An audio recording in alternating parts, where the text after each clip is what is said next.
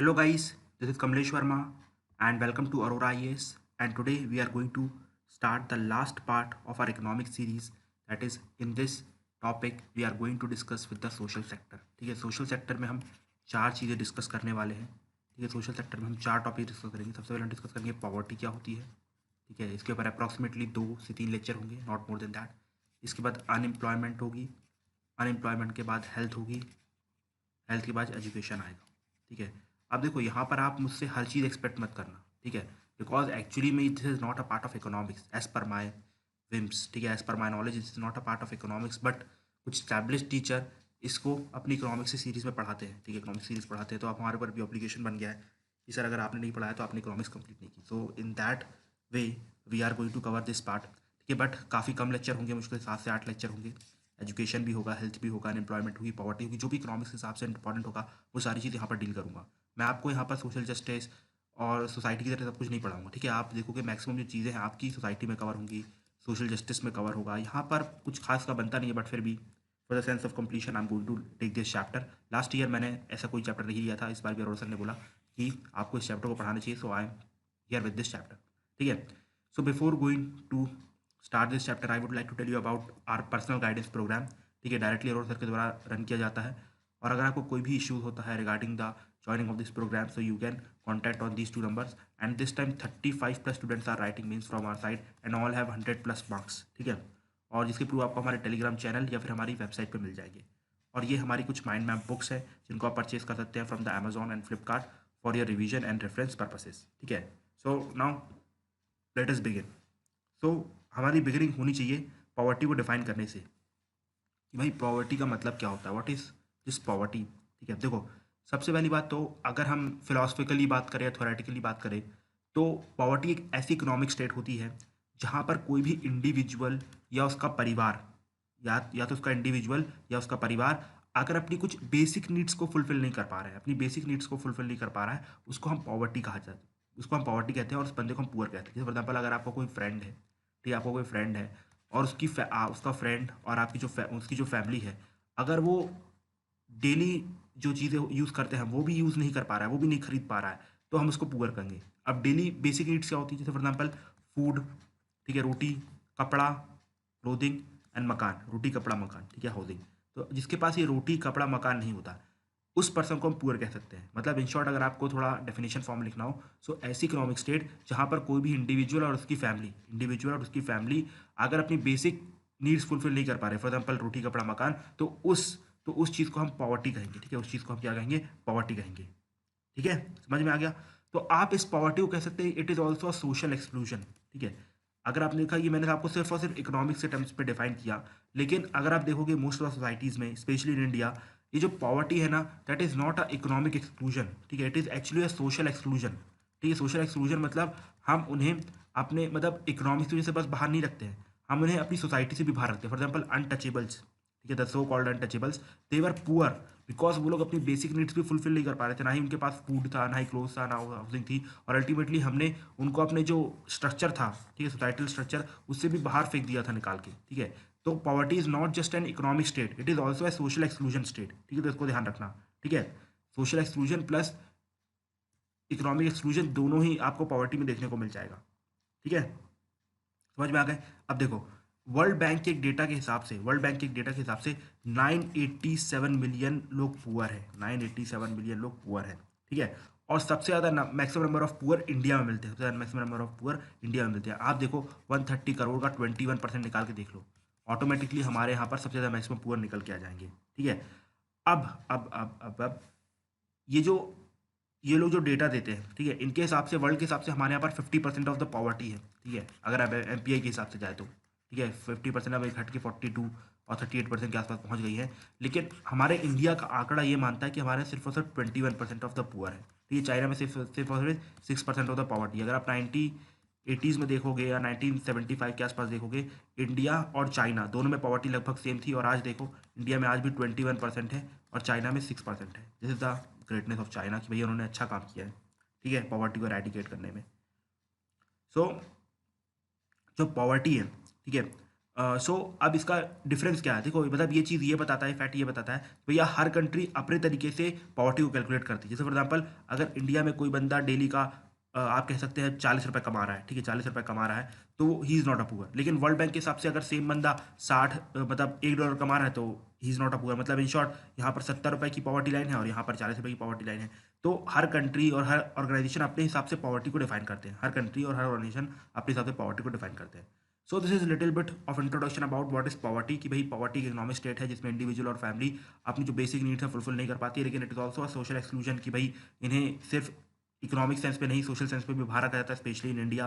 इस पर world bank का थोड़ा बहुत डेटा दिया हमने, हल्के फुल्के बेसिक्स मतलब थोड़ा बहुत डेटा से खेलने की कोशिश की है, ठीक है। अब देखो, लेकिन अब ये जो हमारी सोसाइटी है ना बहुत एडवांस्ड हो गई 1990s के बाद से। अगर आप देखेंगे जो पॉवर्टी है बहुत ही हैवी मात्रा में बढ़ी है। जैसे फॉर एग्जांपल 1990s के आसपास इंडिया में अप्रॉक्सीमेटली, ये बात गलत नहीं है कि 40% के आसपास की पॉवर्टी हुआ करती थी, अप्रॉक्सीमेटली 40% की पॉवर्टी हुआ करती थी। लेकिन अब ये घट के 21% हो गई है। चाइना में देखो 1970s में अगर आप देखो तो बहुत ज़्यादा पॉवर्टी 60-70% की पॉवर्टी थी, लेकिन घट के अभी अप्रॉक्सीमेटली कितनी हो गई है, 6% बस रह गई है। तो इसका मतलब ये है कि हमारे जो ग्लोबलाइजेशन है, प्राइवेटाइजेशन है, लिबरलाइजेशन है, ये सब थोड़ा बहुत तो काम किया है, ठीक है। इससे पॉवर्टी तो रिड्यूस हुई है, पॉवर्टी तो रिड्यूस हुई है, ठीक है। लेकिन इसने एक और नई पॉवर्टी का जन्म दे दिया है, ठीक है। पहले बस ये माना जाता था कि भैया जिसके पास अगर बेसिक नीड्स हमने फुलफिल करवा दी, पहले कंट्री का अप्रोच ये था कि भैया अगर किसी को हमने खाना दे दिया, कपड़ा दे दिया और घर रहने को दे दिया तो अल्टीमेटली हमने उस बंदे को पॉवर्टी से निकाल दिया। लेकिन एक नया पॉवर्टी का कॉन्सेप्ट आने लगा है, लोग अपने आप को अब कंपेयर करने लगे। जैसे फॉर एग्जाम्पल अगर आपके दो फ्रेंड्स हैं, ठीक है, आपके दो फ्रेंड्स हैं, एक के पास आईफोन है, एक के पास आईफोन नहीं है, तो जो जिसके पास आईफोन नहीं है वो अपने आप को पुअर बोलेगा, वो अपने आप को पुअर बोलेगा। जैसे फॉर एग्जाम्पल अगर आप देखो यूट्यूब में बड़ा अच्छा ट्रेंड चलता है कि अगर कोई भी टीचर कुछ फ्री चीज़ लेके आता है या फिर नहीं लेके आता है, तो उसमें आप कमेंट सेक्शन में देखो, सर थैंक यू सर, आपने, हम लोग पुअर हैं, हम गरीब बच्चों के लिए काम किया है, ये सब लोग कमेंट्स करते हैं, ठीक है। लेकिन लेट मी टेल देम कि भाई इंडिया में ऐसे लोग हैं जिनके पास मोबाइल भी नहीं है, तो अगर एटलीस्ट आपके पास इंटरनेट है पूरे टाइम यूट्यूब में देखने के लिए, तो आप कहीं से भी पुअर नहीं होते हैं, ठीक है, ठीक है, समझ में आ रहा है। मैं ये नहीं बोल रहा कि आप बिल्कुल अमीर हैं, आईफोन वाले बंदे हैं, ऐसा नहीं है। बट बात यह है कि पॉवर्टी जो है अब रिलेटिवली मेजर करने जाने लगी है, ठीक है। अब ये लोग यूट्यूब में कमेंट कर रहे हैं, वो अपने आप को उन लोग से कंपेयर नहीं कर रहा जिनके पास शायद तक मोबाइल भी नहीं है, खाने को खाना भी नहीं है। वो लोग उनको अपने आप से कंपेयर कर रहे हैं जो लोग दिल्ली में रहते हैं, कि जो दिल्ली में रह के प्रिपरेशन कर रहे हैं, वो लोग अपने आप को पुअर बोल रहे हैं कि भैया दिल्ली के कंपेरिजन में।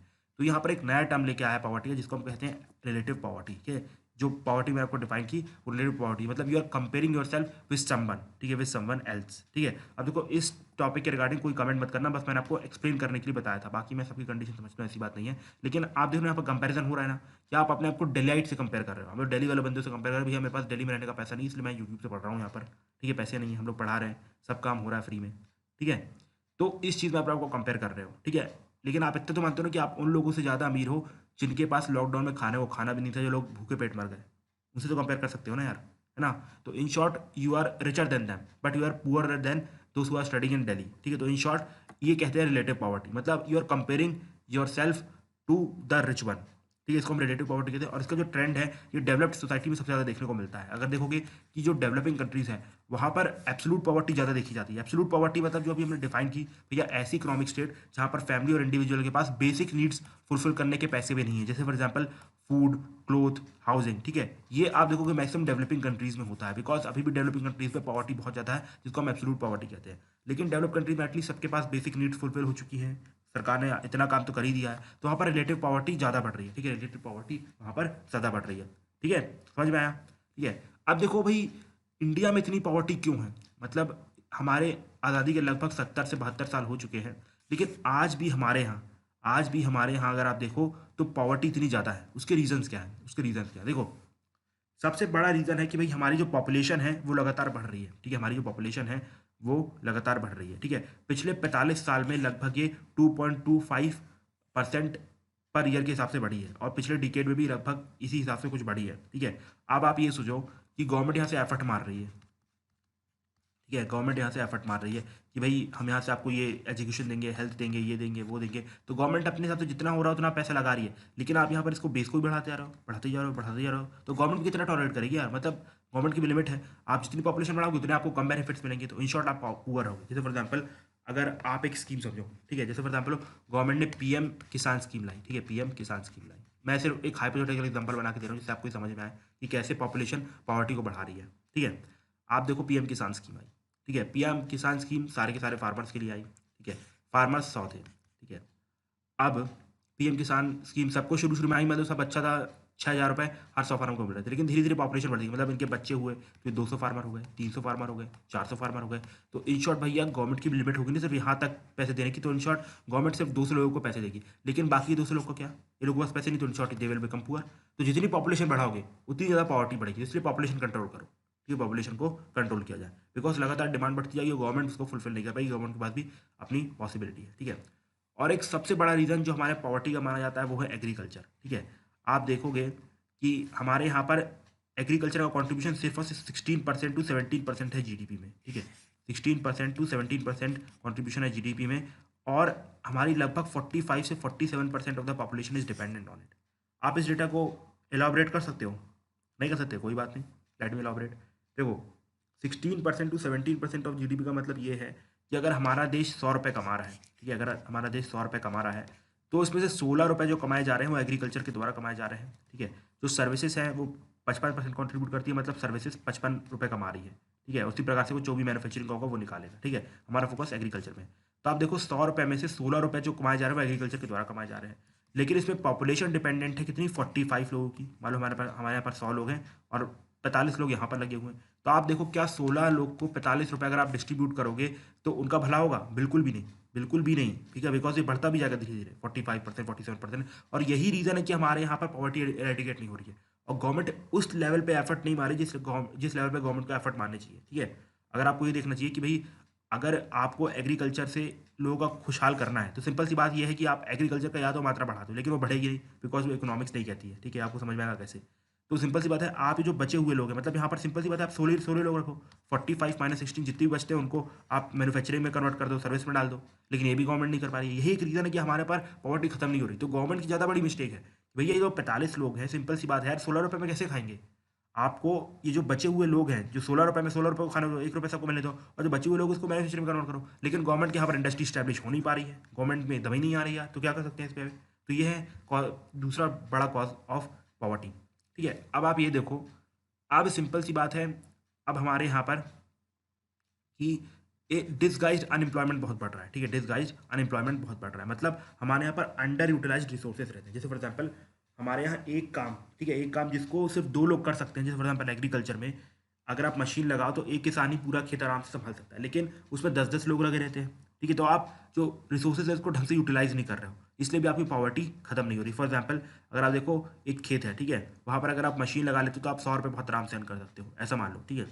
लेकिन लेकिन वो एक बंदे के लिए 100 रुपये काम करेंगे, लेकिन आप 3-4 बंदों को रख दे रहे हो, उसमें खेती भी करवा रहे हो, ये भी करवा रहे हो, वो करवा रहे हो, तो आपको 20-20 रुपये बांटना पड़ेंगे। तो इन शॉर्ट जहाँ एक किसान को 100 रुपये मिल रहे थे, 20 रुपये मिलेंगे, तो अल्टीमेटली वो पॉवर्टी कैसे बाहर आएगा, ठीक है, ये है।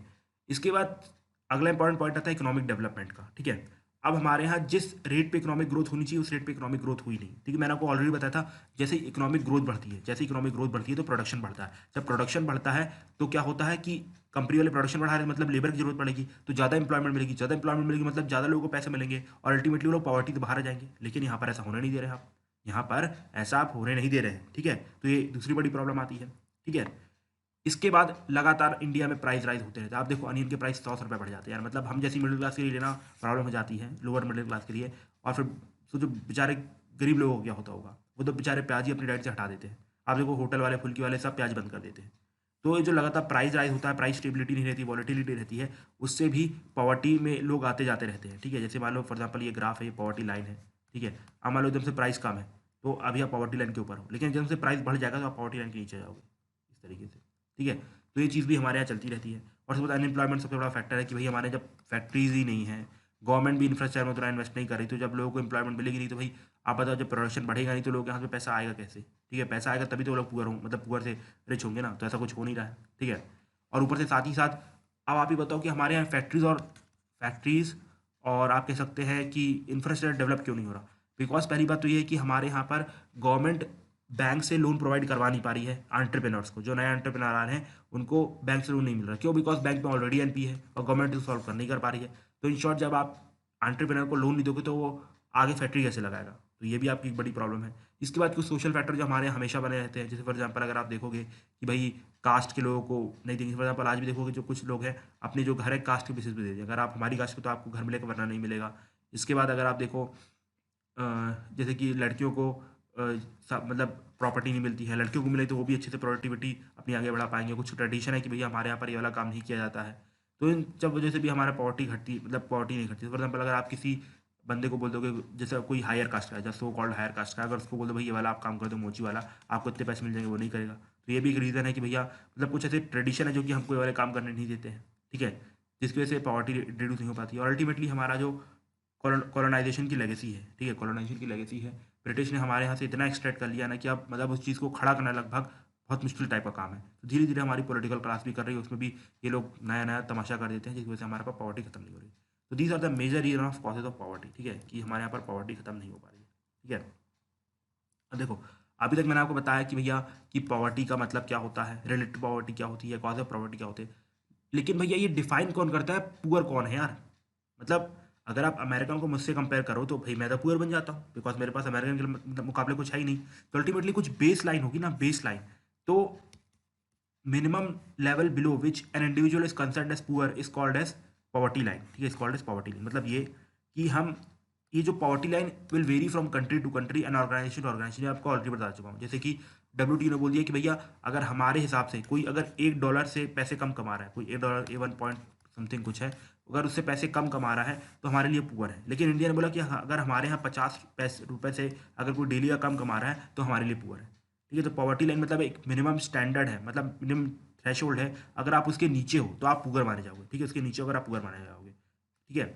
अब जो पॉवर्टी लाइन है बहुत सारे टर्म्स में डिफाइन की जाती है कि भैया अगर आप अपनी डेली कैलोरी कितनी ले रहे हो, ठीक है, आपका एक्सपेंडिचर कितना है, इन सब चीज़ों को ध्यान में रख के आप देखोगे हमारे यहाँ पॉवर्टी को डिफाइन किया जाता है। जैसे फॉर एग्जाम्पल वर्ल्ड बैंक ने अपने हिसाब से पॉवर्टी को डिफाइन किया है, ठीक है। जैसे फॉर एग्जाम्पल अगर कोई भी बंदा है, ठीक है, अगर कोई भी बंदा है, अगर वो $1 से नीचे कमा रहा है, ठीक है, तो वो एक्यूट पॉवर्टी में आ जाता है, ठीक है, एक्यूट पॉवर्टी में आ जाता है, ठीक है। और अगर कोई भी बंदा है वो $2 से नीचे कमा रहा है तो वो मॉडरेट पॉवर्टी में आ जाता है, ठीक है। उसके ऊपर वाला फिर वर्ल्ड बैंक मतलब अमीर समझती है। 2011 में इसको रिवाइज किया गया था, इसको $1.59 पर डे कर दिया गया है, ठीक है, $1.59 पर डे कर दिया गया। इसका रिविजन हुआ था कब? 2011 में, ठीक है। तो समझ में आया पॉवर्टी लाइन क्या होती है? पॉवर्टी लाइन एक ऐसा थ्रेशोल्ड होता है जिसके नीचे जो भी आएगा वो पुअर माना जाएगा, जिसके ऊपर जो भी आएगा उसको हम अमीर मानेंगे। अमीर मतलब इन शॉर्ट कि भैया वो पुअर नहीं है, बिकॉज आप जानते हो हमारे यहाँ मैक्सिमम पॉपुलेशन वो बिल्कुल बिल्कुल पॉवर्टी लाइन के ऊपर आती है, जरा सा पॉवर्टी लाइन के ऊपर आती है, ठीक है। अब याद रखना जो पॉवर्टी लाइन का डेटा है वो NSO का लेता है। अब तो ये NSO हो गया है, ठीक है, तो NSO लेता है। और उसके बाद ये जो पॉवर्टी लाइन है उसके लिए डिफरेंट कमिटीज़ ने आज तक हमारे सामने पॉवर्टी लाइन का डेफिनेशन दिया है। तो अब कौन कौन सी कमेटी आई थी, क्या आई थी, कैसे आई थी, वो सब हम अगले लेक्चर में डिस्कशन करना चालू करेंगे। और after this we have to go for some of the important aspect of poverty, ठीक है। तो आज के लिए इतना ही रहने देते हैं। एक बार टाइम देख लेते हैं, अगर टाइम बचा होगा तो I will continue the part. नहीं, time is over, so I will start from the next lecture. Till that time, thank you and have a nice day friends. Guys, this is Kamlesh Verma and I welcome you all in Aurora IAS, and this is lecture number 2 of our social sector in which we are discussing poverty. पिछले lecture में थोड़ी सी मुझसे mistake हो गई थी, यहाँ पर मैंने जो लेक्चर नंबर था उसको चेंज नहीं किया था, यहाँ पर 4 बस डला हुआ था, तो आप उसको अपने हिसाब से 1 कर लीजिएगा, ठीक है। चलिए चालू करते हैं। कल हमने क्या क्या डिस्कस किया था? हमने पॉवर्टी की मीनिंग डिस्कस की थी, इसके बाद हमने रिलेटिव पॉवर्टी और एब्सोल्यूट पॉवर्टी में डिस्टिंक्शन देखा था, इसके बाद क्या क्या कॉजेज होते हैं पॉवर्टी उसको भी डिस्कस किया था। और अल्टीमेटली हमने पॉवर्टी लाइन पर डिस्कशन चालू किया था कि भैया जो भी मिनिमम थ्रेश होल्ड होता है उसके नीचे जो भी आते हैं that will be consider as poor. अब मैंने बताया था कि this varies from country to country and from organisation to organisation. और सबसे जो इंपॉर्टेंट ऑर्गेनाइजेशन है उसका डेटा ये है कि भाई ये है पॉवर्टी लाइन के हिसाब से, ठीक है। अब हमें डिस्कशन चालू करना था इंडियन पॉवर्टी लाइन के ऊपर, ठीक है। So can anyone tell me कि भाई फर्स्ट टाइम इंडिया में पॉवर्टी लाइन कब डिफाइन की गई होगी? देखो, सबसे पहली बात प्री इंडिपेंडेंस के टाइम पे ही, मतलब जिस टाइम पे कांग्रेस की स्थापना हुई थी उस टाइम से ही अगर आप देखो पॉवर्टी के ऊपर चर्चाएं होना चालू हो गई थी। जैसे फॉर एग्जांपल दादा भाई नौरोजी ने, ठीक है, अपनी book un British rule in India, ठीक है, poverty and un British rule in India, जो उन्होंने बुक लिखी थी un British rule in India, उसमें उन्होंने पॉवर्टी लाइन का मतलब डिस्कशन किया था। वहाँ पर उन्होंने बताया था, मतलब उन्होंने 1980s मतलब सॉरी 1880s और 1890s के बेसिस पे एक पॉवर्टी लाइन डिफाइन की थी कि भैया अगर इन बंदों के पास मिनिमम 2 से 5 रुपये होंगे तो ये लोग पुअर कंसिडर नहीं किए जाएंगे। तो गवर्नमेंट को हर बंदे को एटलीस्ट इतने पैसे दिए जाने चाहिए कि ये लोग पॉवर्टी लाइन से ऊपर बाहर आ सके। तो पहली बार हमारे दादा भाई नरोजी ने इसको डिफाइन किया था। फिर अगर आप देखो तो 30 से 40 साल का डिफरेंस आ जाता है, ठीक है, बीच में लगातार ये सब में कोई डिस्कशन नहीं हुआ। फिर अल्टीमेटली 1937-8 में आपको ध्यान होगा, मैंने बताया था अपने मॉडर्न इंडिया लेक्चर जिन्होंने देखे हैं, अदरवाइज अगर अपलोड नहीं हो तो फ्यूचर में अपलोड होंगे वो। सो अल्टीमेटली उस टाइम पे नेशनल प्लानिंग कमेटी बैठाई गई थी, सुभाष चंद्र बोस जब कांग्रेस के प्रेसिडेंट थे, और इस नेशनल प्लानिंग कमेटी को लीड किया था हमारे नेहरू जी ने, ठीक है। तो इन्होंने भी यहाँ पर पॉवर्टी लाइन का कॉन्सेप्ट दिया था कि अगर इन बंदों के पास इतने 3-4 रुपये होंगे तो ये लोग पुअर नहीं होंगे, ठीक है। तो इस तरीके से अगर आप देखो तो कांग्रेस में पहले से ही पॉवर्टी को इंडिया में हटाने का विजन था, ठीक है। और जो नेहरू साहब ने बोला था नेशनल प्लानिंग कमेटी के दौरान, इसी चीज़ को आगे इंप्लीमेंट किया जाता है, ठीक है। अगर आप देखोगे 1960s 70s तक अगर आप देखोगे तो यहाँ पर इतना था कि अगर किसी भी बंदे को हम ये 2 से 5 रुपये मुहैया करवा देते हैं, दिन के या महीने के जो भी होते हैं, साल के, तो जो भी मतलब अमाउंट निकलता है तो उस बंदे को हम पॉवर्टी से बाहर निकाल देंगे, हम उस बंदे को पॉवर्टी से बाहर निकाल देंगे, ठीक है। लेकिन ये जो कॉन्सेप्ट था इसको काफ़ी सेटबैक मिली 1980s के टाइम पे, जहाँ पर ये बताया गया कि भाई अगर हम 2 रुपये भी दे देते हैं, 3 रुपये भी देते हैं, तो उससे क्या पूरी फैमिली का पेट भर रहा है क्या? उसकी जो बाकी की नीड्स हैं वो सब पूरी हो रही है? तो अल्टीमेटली वो जो एक्सपेंडिचर वाला फंडा है वो ढंग से काम नहीं कर रहा था, ठीक है। एक्सपेंडिचर वाला जो फंडा था, मतलब जो पैसे दिए वाला फंडा काम नहीं कर रहा था, ठीक है। तो अल्टीमेटली एक नई टास्क फोर्स बैठाई जाती है प्लानिंग कमीशन के द्वारा, और उसके बाद लकड़ा वाली कमेटी की रिपोर्ट आती है, ठीक है। लकड़ा वाली कमेटी की रिपोर्ट आती है। लकड़ा वाला कमेटी की रिपोर्ट कब आती है? 1989 में आती है, और ये बताती है कि भैया अगर इतने लोग कैलोरी कंजम्पशन इतना कर रहे हैं डेली में, ठीक है, अगर रूरल एरिया में अगर कोई भी बंदा 2400 किलो कैलोरी दिन में ले रहा है, और अर्बन एरियाज में, ठीक है, अच्छा यहाँ पर अर्बन होगा, अच्छा ये सॉरी रूरल होगा और ये अर्बन होगा, हाँ, क्योंकि रूरल एरिया में लोगों को कैलोरी ज़्यादा लगती है, ठीक है। और अर्बन एरिया में अगर कोई भी 2100 किलो कैलोरी पर डे ले रहा है, ठीक है, 2100 किलो कैलोरी पर डे ले रहा है, तो अल्टीमेटली वो पुअर नहीं माना जाएगा। मतलब पहली बार ऐसा हो रहा था कि जो प्री इंडिपेंडेंस के मेजर्स थे उनको हटाया जा रहा था, और जो कैलोरी मतलब जो हमारे यहाँ पॉवर्टी है उसको कैलोरी के बेसिस पर डिफाइन किया जा रहा है कि अगर हमने किसी भी तरीके से अपने यहाँ के लोगों को 2400 किलो कैलोरी मुहैया करवा दी कहाँ पर? रूरल एरिया में, और 2100 किलो कैलोरी मुहैया करवा दी कहाँ पर? अर्बन एरियाज में, तो हम उस बंदे को कहेंगे भैया he is not a poor person, he is not a poor person, ठीक है। तो इस तरीके से पॉवर्टी को डिफाइन किया गया था, ठीक है, लकड़वाला कमेटी। अब इसके कुछ खास इंपॉर्टेंस नहीं है, तो इसका जो भी डेटा था वो जानने की जरूरत भी नहीं है, ठीक है। इसके बाद इसका फॉल्ट क्या था? इसका फॉल्ट ये था कि भाई आप ये बताओ, अगर मैं किसी को खाना खिला दूंगा तो क्या वो पॉवर्टी से बाहर आ जाएगा? अगर आप देखो हमारे यहाँ पर जो बंदे रहते हैं वहाँ पर काफ़ी भिखारी बैठते हैं, वो लोग दिन में अप्रॉक्सीमेटली इतनी कैलोरी तो ले रहे हैं, इतनी कैलोरी तो ले रहे हैं, तो क्या वो पॉवर्टी से बाहर आ गए? उनके पास घर है, अपने बच्चों को स्कूल भेजने के लिए पैसे हैं, कुछ भी नहीं है, तो आप कैसे कह सकते हो पॉवर्टी से बाहर आ गए? तो इन शॉर्ट आपका जो एस्टिमेट है पॉवर्टी का वो फॉल्टी है, ठीक है। तो ये तो काम नहीं करेगा, तो लकड़ा वाला कमेटी ज़्यादा टाइम तो चली नहीं। अब उसके बाद इंपॉर्टेंट कमेटी हमारे सामने प्लानिंग कमीशन दोबारा बैठा था, जिसको हम कहते हैं सुरेश तेंदुलकर कमेटी, ठीक है। क्या कहते हैं? सुरेश तेंदुलकर कमेटी। अब ये जो कमेटी है ये 2005 में आती है, ठीक है। इसने क्या किया कि जो कैलोरी कंजम्पशन था जो कि फॉल्टी था, देखो सुरेश तेंदुलकर साहब ने सबसे पहले तो ये बोला था कि भैया आप सिर्फ और सिर्फ फूड पे डिपेंड नहीं कर सकते हो, आपको एजुकेशन लाना है, आपको हेल्थ लाना है, ये सब चीज़ें आपको इंक्लूड करनी है, ठीक है। तो ये फ्यूचर में इंक्लूड की जाएगी, ठीक है। लेकिन इन्होंने क्या किया कि भाई अब जो भी बंदा क्या क्या चीज़ें खरीद रहा है, ठीक है, बंदा क्या क्या चीज़ें खरीद रहा है उसके ऊपर, मतलब per capita expenditure for consumption के ऊपर अपनी पॉवर्टी डिफाइन कर दी, ठीक है। पर कैपिटा एक्सपेंडिचर के ऊपर अपनी पॉवर्टी डिफाइन कर दी। आप यहाँ पर देखो, पहले ये था पर कैपिटा एक्सपेंडिचर, ठीक है, ऑन कैलोरीज, ठीक है, मतलब अगर इस बंदे को इतनी कैलोरी दिन में मिल रही है पुअर नहीं है। लेकिन अब यहाँ पर उन्होंने बोला कि भैया एक फिक्स अमाउंट ऑफ मनी अगर बंदे के पास होगी तो वो पुअर नहीं चलेगा। फॉर एग्जाम्पल अगर 816 रुपये पर मंथ कोई भी बंदा रूरल एरिया में कमा रहा है और अर्बन एरिया में 1000 रुपये पर मंथ कमा रहा है, तो that person won't be consider as poor, ठीक है। अब क्यों? बिकॉज यहाँ पर आप देखो हेल्थ भी इंक्लूडेड है, ठीक है, बिकॉज हेल्थ गवर्नमेंट हॉस्पिटल में फ्री मिलती है, यहाँ पर एजुकेशन भी इंक्लूडेड है, यहाँ पर घर का रेंट भी इंक्लूडेड है, ठीक है, और यहाँ पर अगर आप देखोगे तो फूड भी इंक्लूडेड है, ठीक है, जिसमें सिर्फ कैलोरीज नहीं है, जिसमें थोड़ा बहुत न्यूट्रिशन का भी अमाउंट आ जाता है। तो अगर इनका ऐसा कहना है कि अगर कोई भी बंदा, समझ रहे हो, पर बंदा अगर 1000 रुपये अर्बन एरिया में कमा रहा है तो अप्रॉक्सीमेटली ऐसा कहा जाता है कि वो बंदा आराम से अपनी जीवनी चला सकता है, तो वो पुअर नहीं होगा। और अगर देखो, अगर जैसे हम लोग तो काफ़ी पॉवर्टी से आगे हैं, तो हमने देखा है कि 1000 रुपये में भी महीना चला के कभी कभी देखा। अगर आप हॉस्टल में रहे हो, जैसे फॉर एग्जाम्पल जब मैं शुरुआती दौर पे अपने हॉस्टल में था तो उस टाइम पे 2000 रुपये में मिला करते थे, मुझे आज भी ध्यान है, और उसी में हम अपना रूम का रेंट दिया करते थे। और फिर अगर आप देखोगे तो खाने का भी इंतजाम किया करते थे। आखिरी आखिरी में अगर आप देखोगे तो हमारे पास खाने की कमी पड़ जाती थी, ठीक है, क्योंकि पैसे हुआ नहीं करते थे। तो उस टाइम पे जो न्यूज़पेपर हुआ करते थे वो बेच के या फिर जो भी कबाड़ा वाड़ा मिलता है उसको बेच के थोड़ा बहुत खाना खा लिया करते थे। तो ऐसी बात नहीं है, इस पे भी काम होता है, ठीक है, इस पे भी काम होता है अर्बन एरियाज में और रूरल एरियाज में इस पे भी काम हो जाता है, ठीक है। तो अल्टीमेटली आपको कम लग रहा होगा, लेकिन उनके हिसाब से उस टाइम पे 2005 लेवल के हिसाब पे ये सही था, ठीक है, 2005 के लेवल पे ये सब सही था, ठीक है। तो this is about the change which was brought by Suresh Tendulkar, ठीक है, नॉट सचिन तेंदुलकर, एक्चुअली सुरेश तेंदुलकर, ठीक है। उन्होंने क्या किया कि बंदे को आपको इतना महीने में देना है जिससे कि अपनी ये सारी नीड फुलफिल कर सके। पहले सिर्फ और सिर्फ फोकस कैलोरी में था, अब फोकस एक्सपेंडिचर पे आ गया है कि भैया बंदा खर्चा कितना कर रहा है। पहले ये दिखाया जा रहा था, आप देखो प्लानिंग कमीशन वाली या जो शुरू शुरू में जो आई थी 1960s वाली लाइन में, जो मैंने आपको दादा भाई वाली बताई, उसमें इस बंदे के पास इतना पैसा होना चाहिए, उसको पूरा नहीं किया जाएगा, उसको पूरा कंसिडर नहीं किया जाएगा। वो बिल्कुल चीज़ अलग है, वो आपकी मिनिमम इनकम बता रहा है कि इतनी मिनिमम इनकम है तो आपको पूरा नहीं माना जाएगा। यहाँ पर बताया कि अगर आप इतना एक्सपेंडिचर कर रहे हो तो आपको पूरा नहीं माना जाएगा। अगर आप 816 रुपये खर्चा कर रहे हो महीने का एजुकेशन पे, हेल्थ पे, फूड पे, इसमें न्यूट्रिशन भी होगा, और तो आपको पूरा नहीं माना जाएगा। तो आपको डिफरेंस समझ में आ रहा है।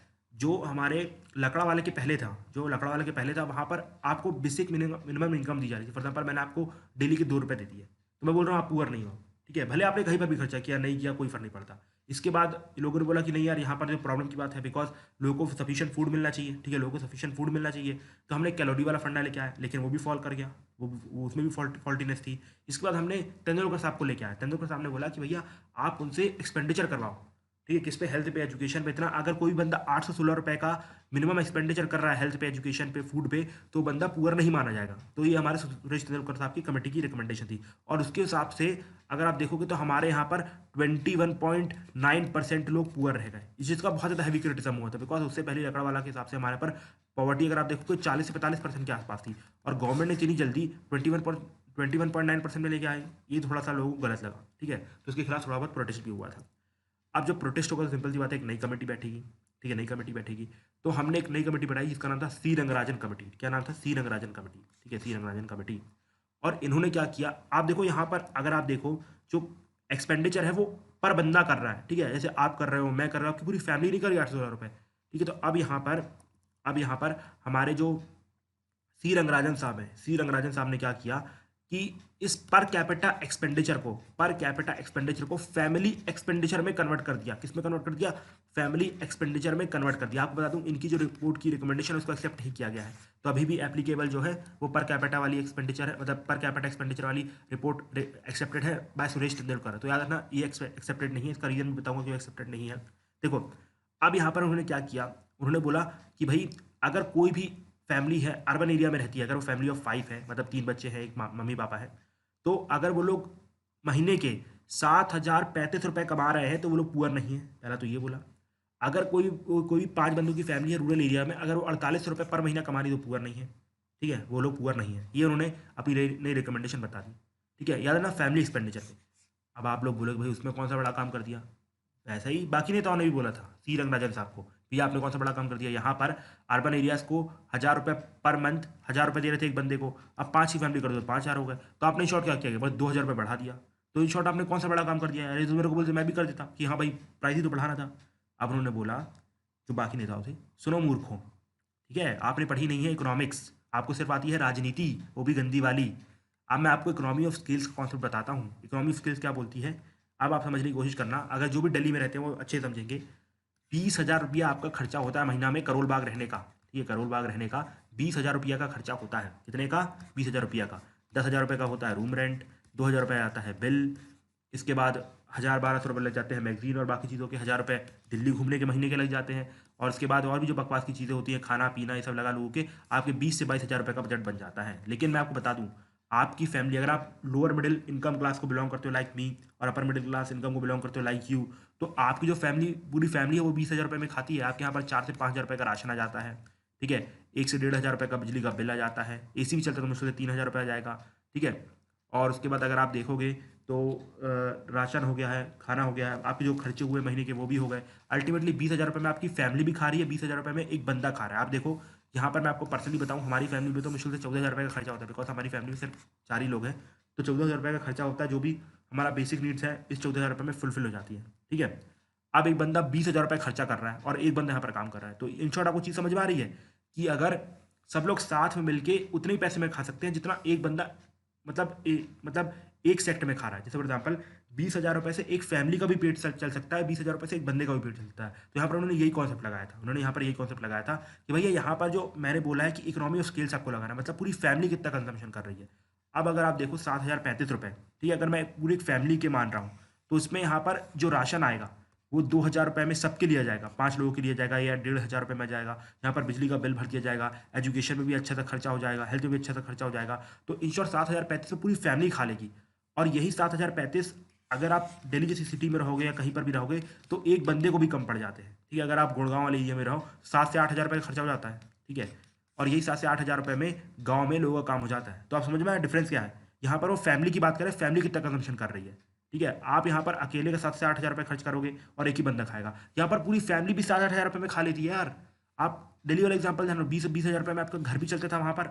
कोई झूठ नहीं बोलेगा, जो भी मतलब मिडिल क्लास को बिलोंग करता है, आप जानते हो आपका घर 20,000 रुपये में बहुत आराम से चल जाया करता था। ठीक है, अगर आप बेसिक नीड्स फुलफिल करना चाहो, तेल कंघी ये सब फलाना ढिंगाना, और सेम 20,000 रुपये आपके ऊपर खर्च हो रहा है यार। 20,000 रुपये आपके ऊपर खर्च हो रहा है। तो ये डिफरेंस क्रिएट कर रहा है कि नहीं कर रहा है। तो आई थिंक आपको समझ में आ रहा होगा कि यहाँ पर इकोनॉमी ऑफ स्किल्स की बात करें। इकोनॉमी ऑफ स्किल्स मतलब कि अगर भाई अगर आप अगर वो पैसा है, ठीक है, अगर वो सब लोग इक्वली डिस्ट्रीब्यूट करेंगे तो गलत हो जाएगा, लेकिन एक साथ कलेक्टिव बार्गेनिंग करेंगे तो ऑटोमेटिकली सबको अच्छा शेयर मिलेगा। तो इसे कहा जाता है इसकी इकोनॉमी ऑफ स्किल्स। मैं इसका टेक्निकल सेंस में नहीं जानूँ, नहीं तो उसको समझाने में तो भाई मेरा 1 घंटा लग जाएगा। ठीक है, समझ में आया। आई थिंक कि आपको क्लियर हो गया है इकोनॉमी ऑफ स्किल से क्या फ़ायदा होता है। यहाँ पर फैमिली की बात की जा रही है, लेकिन इनकी जो रिपोर्ट है इसको एक्सेप्ट नहीं किया गया, बिकॉज आप बताओ कौन सी फैमिली, पुअर फैमिली महीने के 7,035 रुपये कमाती है। तो इन शॉर्ट इनके हिसाब से पॉवर्टी दोबारा बढ़ के 35% के आसपास हो गई थी। तो इसके बाद इसको जो इस कमेटी की रिकमेंडेशन को हमारी कांग्रेस गवर्नमेंट ने रिजेक्ट कर दिया था। जो उस टाइम पे यूपीए 2 की गवर्नमेंट थी उसने रिजेक्ट कर दिया था। ठीक है, लेकिन आप बोलोगे मोदी साहब ने एक्सेप्ट कर लिया होगी, नहीं नहीं नहीं नहीं नहीं। इसके बाद नीति आयोग आती है प्लानिंग कमीशन के बाद। ठीक है, ये बैठाते हैं अरविंद पनागरिया कमेटी, वो अपनी तरफ से कुछ रिकमेंडेशन देते हैं। उसके बाद एक टास्क फोर्स नीति आयोग अपने नाम पे बैठाता है, और ये लोग बोलते हैं कि भैया ये जो सुरेश तेंदुलकर साहब बोल रहे थे वो सही बोल रहे थे। ठीक है, उनका ऐसा मानना है, सुरेश तेंदुलकर जो आप जो बोल रहे थे वो सही बोल रहे थे। अभी भी आप देखो पॉवर्टी अभी भी ये लोग 2005 के लेवल पे चल रहे हैं, और सुरेश तेंदुलकर साहब सही थे। बल्कि आप सब जानते हो सी रंगराजन साहब सही है। ठीक है, बिकॉज उनका जो भी फंडा है सही है, बिकॉज रियल में पॉवर्टी तो ऐसे ही डिफाइन होगी, तभी तो सबको। आप बताओ 1,000 रुपये में कोई बंदा एजुकेशन ले सकता है, हेल्थ ले सकता है, मैंने नाम के लिए तो बोल दिया हाँ ले सकता है, लेकिन एक्चुअली में लेकिन अगर फैमिली ले रही है तो यहाँ पर 7,035 पे कवर हो सकता है।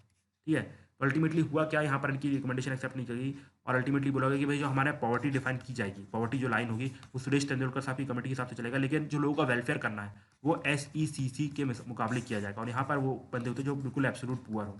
ठीक है, तो गवर्नमेंट ने थोड़ा बहुत तो ख्याल यहाँ पर गरीबों का रखा है, थोड़ा बहुत तो ख्याल गरीबों का रखा है। ठीक है, इसके बाद अगली की इंपॉर्टेंट इंडेक्स आती है हमारे पास जो हमें डिस्कस करनी है, वो है मल्टी पॉवर्टी इंडेक्स। याद रखना, ये जो लोग भगते हैं ना पीछे इसके कि भाई पॉवर्टी लाइन क्या है, डिफाइन करो, क्वेश्चन नहीं आएंगे कोई भी। ठीक है, मेंस पे क्वेश्चन है वो भी कोट करने का काम आएगा कि भाई सी रंगराजन के हिसाब से इतनी उन्होंने मतलब पॉवर्टी लाइन बताई थी, गवर्नमेंट ने एक्सेप्ट नहीं की, क्या क्या रीज़न थे, सुरेश तेंदुलकर के हिसाब से ये डेटा है, तो ये सब बस काम आता है, बाकी ये सब स्टोरी काम नहीं आती है।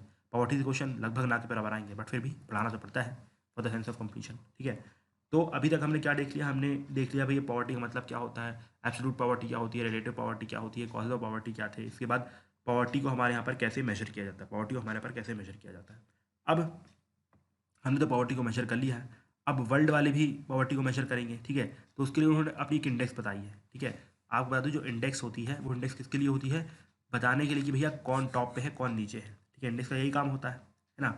तो एक multi dimensional poverty index lie गई किसके द्वारा, UNDP एंड ऑक्सफर्ड के द्वारा। UNDP एंड ऑक्सफर्ड के द्वारा एक क्या लाई गई, मल्टी डायमेंशनल पॉवर्टी इंडेक्स, और इसने ये बताया कि भाई इंडिया में तो 52% of the population is poor, 52% of the population is below poverty line.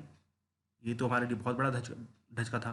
तो क्या किया गवर्नमेंट ने, बोला कि ये पॉवर्टी लाइन खराब है, ये जो मल्टी डायमेंशनल पॉवर्टी इंडेक्स खराब है।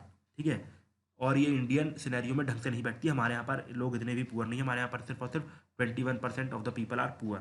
ठीक है, मतलब इन्होंने बोल दिया था कि भैया आपकी आधी पॉपुलेशन ही पुअर है, ये बहुत बड़ा मतलब धचका लगेगा इंडिया को। ठीक है, तो अब देखते हैं इन्होंने किस तरीके से पॉवर्टी लाइन अपनी डिफाइन की थी। ठीक है, किस तरीके से पॉवर्टी लाइन को डिफाइन की थी, क्योंकि उन्होंने अपनी पॉवर्टी लाइन को डिफाइन करने के लिए इसको 3 सेक्शन में कैटेगराइज किया था। ठीक है, मल्टी पॉवर्टी इंडेक्स को 3 सेक्शन में डाला गया था, एक थी हेल्थ, ठीक है, एक थी एजुकेशन, और तीसरी थी स्टैंडर्ड ऑफ लिविंग। ठीक है, अब आप देखो हमारे यहाँ पॉवर्टी में इन तीनों चीज़ को नहीं कंसिडर किया जाता है। ठीक है, नाम के लिए बस कंसिडर किया जाता है कि इतने में एजुकेशन हो जाएगी, इतने में हेल्थ हो जाएगी। ठीक है, लेकिन एक्चुअली में होती नहीं है। अब यहाँ पर इन्होंने अलग से सेक्शन बनाया हेल्थ का, सेक्शन बनाया एजुकेशन का और स्टैंडर्ड ऑफ लिविंग का। अब इनके हिसाब से, अगर इनके हिसाब से हेल्थ में दो चीज़ें थी, ठीक है, हेल्थ में दो कंपोनेंट थे। चाइल्ड मोर्टेलिटी कंपोनेंट था और दूसरा था माल न्यूट्रिशन। देखो चाइल्ड मोर्टेलिटी मतलब अगर अगर कोई भी बच्चा पैदा होता है, ठीक है, कोई भी बच्चा पैदा होता है, अगर वो 5 साल के अंदर मर जाता है, ठीक है, अगर कोई बच्चा पैदा होता है, वो 5 साल के अंदर मर जाता है, तो that will B child mortality, ठीक है, child mortality under 5, child mortality under 5, ये समझ में आया? इसको आगे क्लियर करूँगा, डोंट वरी। और दूसरा जो पॉइंट था वो था माल न्यूट्रिशन का, मतलब कि भाई आपके यहाँ कितने स्टंटेड बच्चे हैं और कितने कौन से वेस्टिंग के शिकार हैं, ठीक है, कितने बच्चे स्टंटिंग के शिकार हैं, कितने बच्चे वेस्टिंग के शिकार हैं, ये सब हम हेल्थ एजुकेशन में डिस्कस करेंगे, डोंट वरी। अभी के लिए बस थोड़ा सा समझ लो, ठीक है। तो हेल्थ में कौन कौन से कंपोनेंट हैं? दो कंपोनेंट आते हैं, एक आता है चाइल्ड मोर्टेलिटी, या भैया अंडर 5 कितने बच्चे आपके यहाँ मर रहे हैं, और माल न्यूट्रिशन मतलब आपके यहाँ कितने बच्चे स्टंटेड हैं और कितने बच्चे आपके यहाँ आप कह सकते हैं वेस्टिंग के शिकार हैं, ठीक है। तो हेल्थ में आपने दो चीज़ समझ ली है, ठीक है। एमपीआई समझ में आई? एमपीआई किसके द्वारा निकाली गई है? यूएनडीपी एंड ऑक्सफोर्ड के द्वारा निकाली गई है। इसके हिसाब से 52% of the Indian population poor है।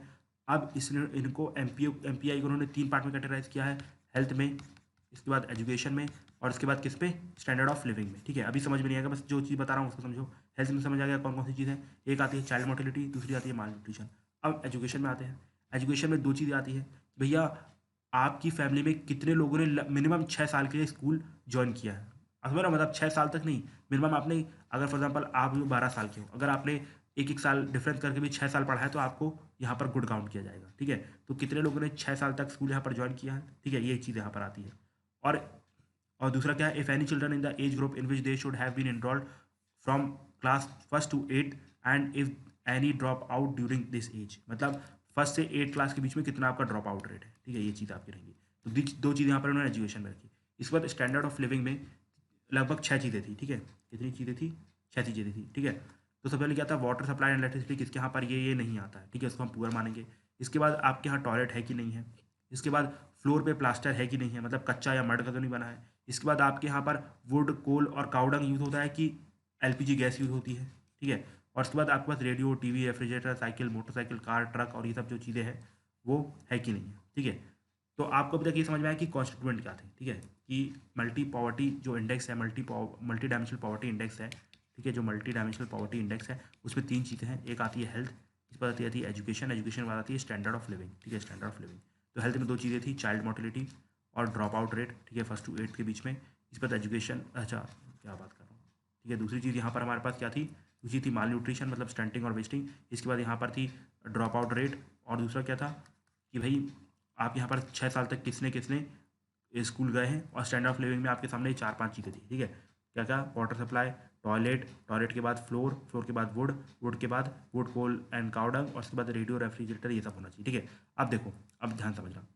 अब यहाँ पर अगर ये सब चीज़ों में सबको, फॉर एग्जाम्पल सारी फैमिली को मेजर किया जाएगा, फॉर एग्जाम्पल आपकी फैमिली को लिया जाएगा, आपकी फैमिली में देखा जाएगा कि क्या आपके माता जी, पिताजी और जो भी फैमिली मेम्बर है, क्या उन्होंने 6 साल तक एजुकेशन ली है? हाँ। क्या उनका drop out rate first to eighth में रहा है? हाँ कि ना? ठीक है, अगर ये नहीं रहा होगा तो सब में आपने टिक टिक, हाँ यस यस टिक किया जाएगा, ठीक है। अगर नहीं होगा तो क्रॉस क्रॉस टिक किया जाएगा। सेम आपको हेल्थ में नापा जाएगा, भैया आपके यहाँ कोई बच्चा 5 साल पहले से मरा था, नहीं तो ठीक है, अच्छी बात है, अगर मर गया था तो क्रॉस मारेंगे। सेम यहाँ पर आपके यहाँ कोई स्टंटेड या वेस्टिंग का शिकार है, अगर नहीं तो यस मारा जाएगा, अगर है तो कट मारा जाएगा, ठीक है। उसी प्रकार से लिविंग स्टैंडर्ड में आपके यहाँ पर वाटर सप्लाई, इलेक्ट्रिसिटी सप्लाई है, हाँ भैया है, कोई प्रॉब्लम नहीं है, अगर नहीं है तो क्रॉस मारेंगे। आपके यहाँ पर टॉयलेट है, हाँ टॉयलेट है। फ्लोर आपके यहाँ प्लास्टर्ड है, हाँ भाई प्लास्टर्ड है। आपके यहाँ पर एलपीजी यूज़ करते हैं, हाँ एलपीजी यूज़ करते हैं। हमारे पास रेडियो है, टीवी है, रेफ्रिजरेटर है, साइकिल है, मोटरसाइकिल है, कार है, ट्रक है, फ़ोन है, सब कुछ है, तो आपको हाँ मारा जाएगा। अब देखो, ये पूरी हर मतलब एक सैंपल बनाया जाएगा, उसके हिसाब से सब बंदों को इस पे हाँ ना में कैटेगराइज किया जाएगा। अगर कोई बंदा इन 2 पैरामीटर में फॉल कर गया, आप देख रहे हो, ये 5 प्लस ये 2 7, ठीक है, और ये 8 9, और एक और कोई होगा वो मैंने शायद कहीं पर मिस कर दिया। तो टोटल अगर 10 में से, अगर इन 10 इंडिकेटर्स में भी अगर आप 2 इंडिकेटर में भी फेल कर गए, 2 इंडिकेटर में भी फेल कर गए, तो अल्टीमेटली आपको पुअर कंसिडर कर दिया जाएगा, आपको पुअर कंसिडर कर दिया जाएगा। अब देखो, अब यहाँ पर इंडिया ने कुछ इस तरीके से यहाँ पर एक्सपर्ट्स ने क्रिटिसाइज किया कि भैया आप टॉयलेट की क्या बात कर रहे हो, हमारे यहाँ पर ठीक है अभी टॉयलेट बनने लगे हैं, लेकिन अभी भी हमारे यहाँ पर टॉयलेट को घर में बनाना टाबू माना जाता है, और लोग खेत में ही जाते हैं, ठीक है, लोग बोलते हैं फर्टिलाइजर मिल जाता है, और हमें तो भैया खुले में मजा आता है, तो क्या करोगे? ये बताओ ना, क्या करोगे आप? तो यहाँ पर एक बंदा तो ऐसे ही बाहर निकल गया।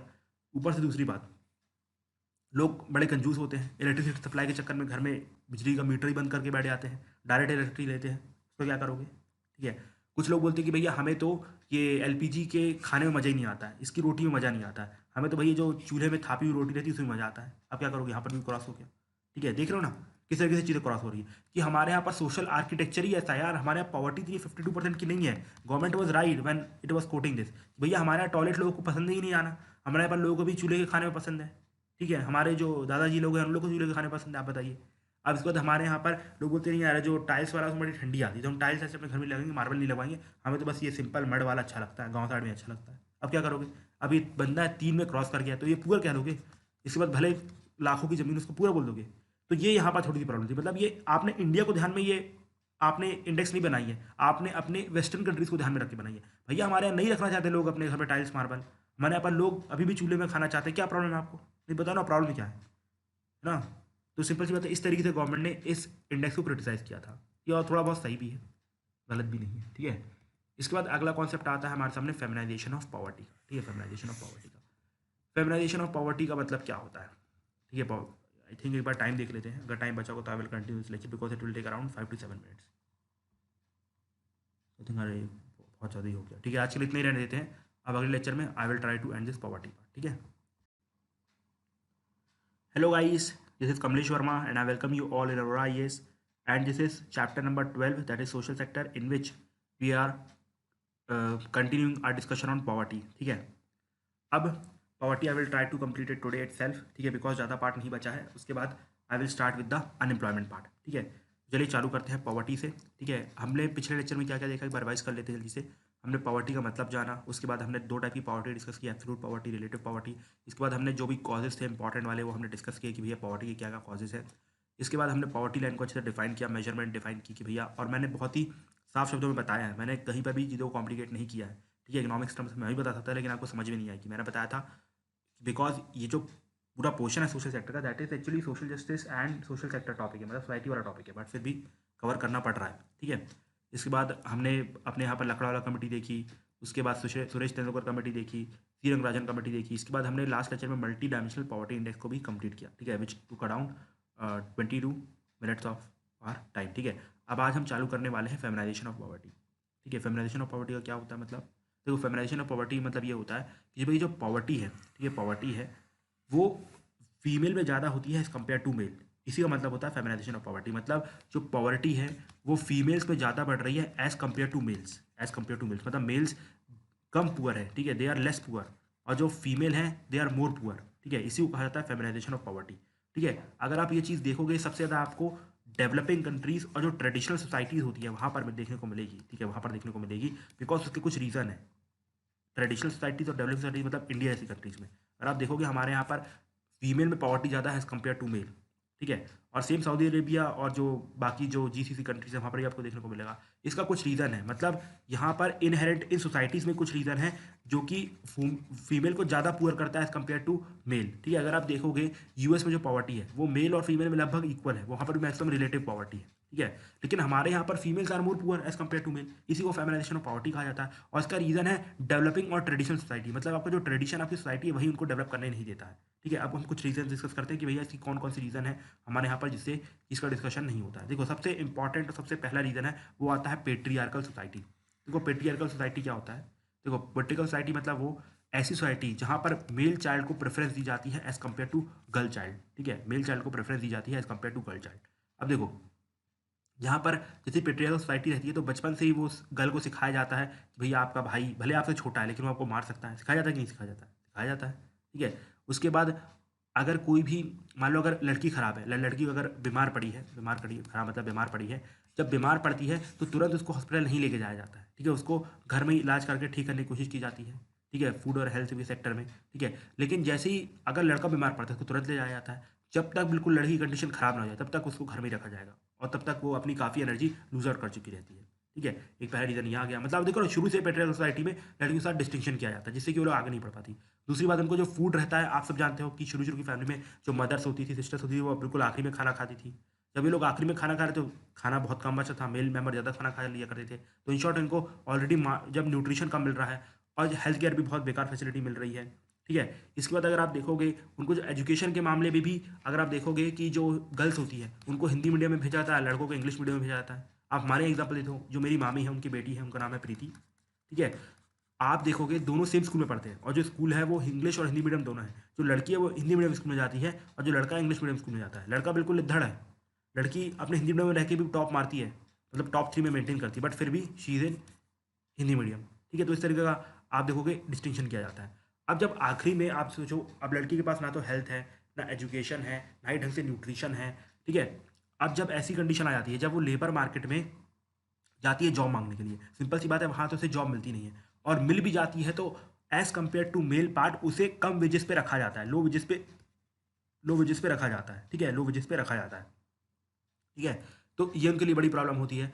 और अगर वो लोग बाहर काम करते हैं, इसका मतलब ये नहीं उन्हें सिर्फ बाहर का काम करना है। अगर जो मेल मेंबर है वो अगर बाहर काम करके आता है तो उसका मतलब ये है कि भैया वो दोबारा घर में आके काम नहीं करेगा। लेकिन फीमेल मेंबर का है कि उसके पास बाहर भी काम करना है और घर में भी काम करना है। इसे कहा जाता है डुअल बर्डन। ठीक है, इसे कहा जाता है डुअल बर्डन, जिसकी वजह से जो उनकी हेल्थ है और ख़राब होती है, बिकॉज आप 12 से 14 घंटे काम कर रहे हो, बिल्कुल आपको फैक्ट्री की लेबर की तरह काम करवाया जा रहा है, तो और प्रॉब्लम होती है। अगर आप काम नहीं करना चाहते तो क्या होगा, आपकी शादी होगी। ठीक है, आपसे फिर डाउरी मांगी जाएगी। ठीक है, आपसे डाउरी मांगी जाएगी। अब ये डाउरी देने के लिए कुछ फैमिलीज क्या करती है, वो सोचती है कि भैया लड़की को हमें डाउरी देके घर से बाहर ही निकालना है, और लड़की हमारे कभी भी किसी भी काम नहीं आएगी, तो अल्टीमेटली उसकी एजुकेशन पे खर्चा नहीं किया जाए, उसकी हेल्थ पे खर्चा नहीं किया जाए, जो भी पैसा उसकी डाउरी के लिए बचा लिया जाए, और अल्टीमेटली जो भी पैसा दहेज में दे दिया जाएगा वो अपने यहाँ पर खुश रहेगी। तो ये भी एक सोच रहती है, जिसकी वजह से लड़की आगे नहीं बढ़ पाती है। और अगर धोखे धड़ाके किसी भी फैमिली का मेल काउंटर पार्ट जो कि अर्न कर रहा है, वो अगर उसकी डेथ हो जाती है किसी तरीके से, तो समझ लो तो भाई फैमिली की तो धज्जियां उड़ जाएगी। तो पॉवर्टी जो है फीमेल में सबसे ज़्यादा रहती है। आपको समझ में आया कि ये जो हमारी सोसाइटी का स्ट्रक्चर ही ऐसा है कि जो फीमेल को आगे बढ़ने नहीं देती है, और अल्टीमेटली फीमेल पॉवर्टी ज़्यादा होती है। ठीक है, इसको है फेमिनाइजेशन ऑफ पॉवर्टी। ठीक है, it is important term, so have taken around 5 minutes. ठीक है, अब इसके बाद सिंपल सी बात है भैया, हमें ये जो पॉवर्टी है ये तो परसिस्ट नहीं करेगी, हमें इसे ख़त्म करना है, हमें इस पॉवर्टी को ख़त्म करना है। तो क्या मेजर्स लिए जा सकते हैं पॉवर्टी को ख़त्म करने के लिए? ठीक है, इस पे टोटल 2 अप्रोच पूरे वर्ल्ड वाइड देखे जाते हैं। एक आता है वेलफेयरिस्टिक अप्रोच। ठीक है, एक आता है वेलफेयरिस्टिक अप्रोच, जिसमें गवर्नमेंट क्या करती है, अपनी तरफ से बहुत सारी स्कीम्स चलाती है और लोगों तक पैसा पहुंचाती है और लोगों को पॉवर्टी से बाहर निकालती है। For example MNREGA. ठीक है, फॉर एग्जाम्पल मनरेगा। मनरेगा के अंदर क्या किया जाता है, जैसे मनरेगा तो राइट बेस्ड में आ जाएगी, मनरेगा हटाओ। जैसे फॉर एग्जाम्पल भैया अगर कोई पुअर है तो उसको हम अनएम्प्लॉयमेंट भत्ता देंगे। ठीक है, अनएम्प्लॉयमेंट भत्ता देंगे।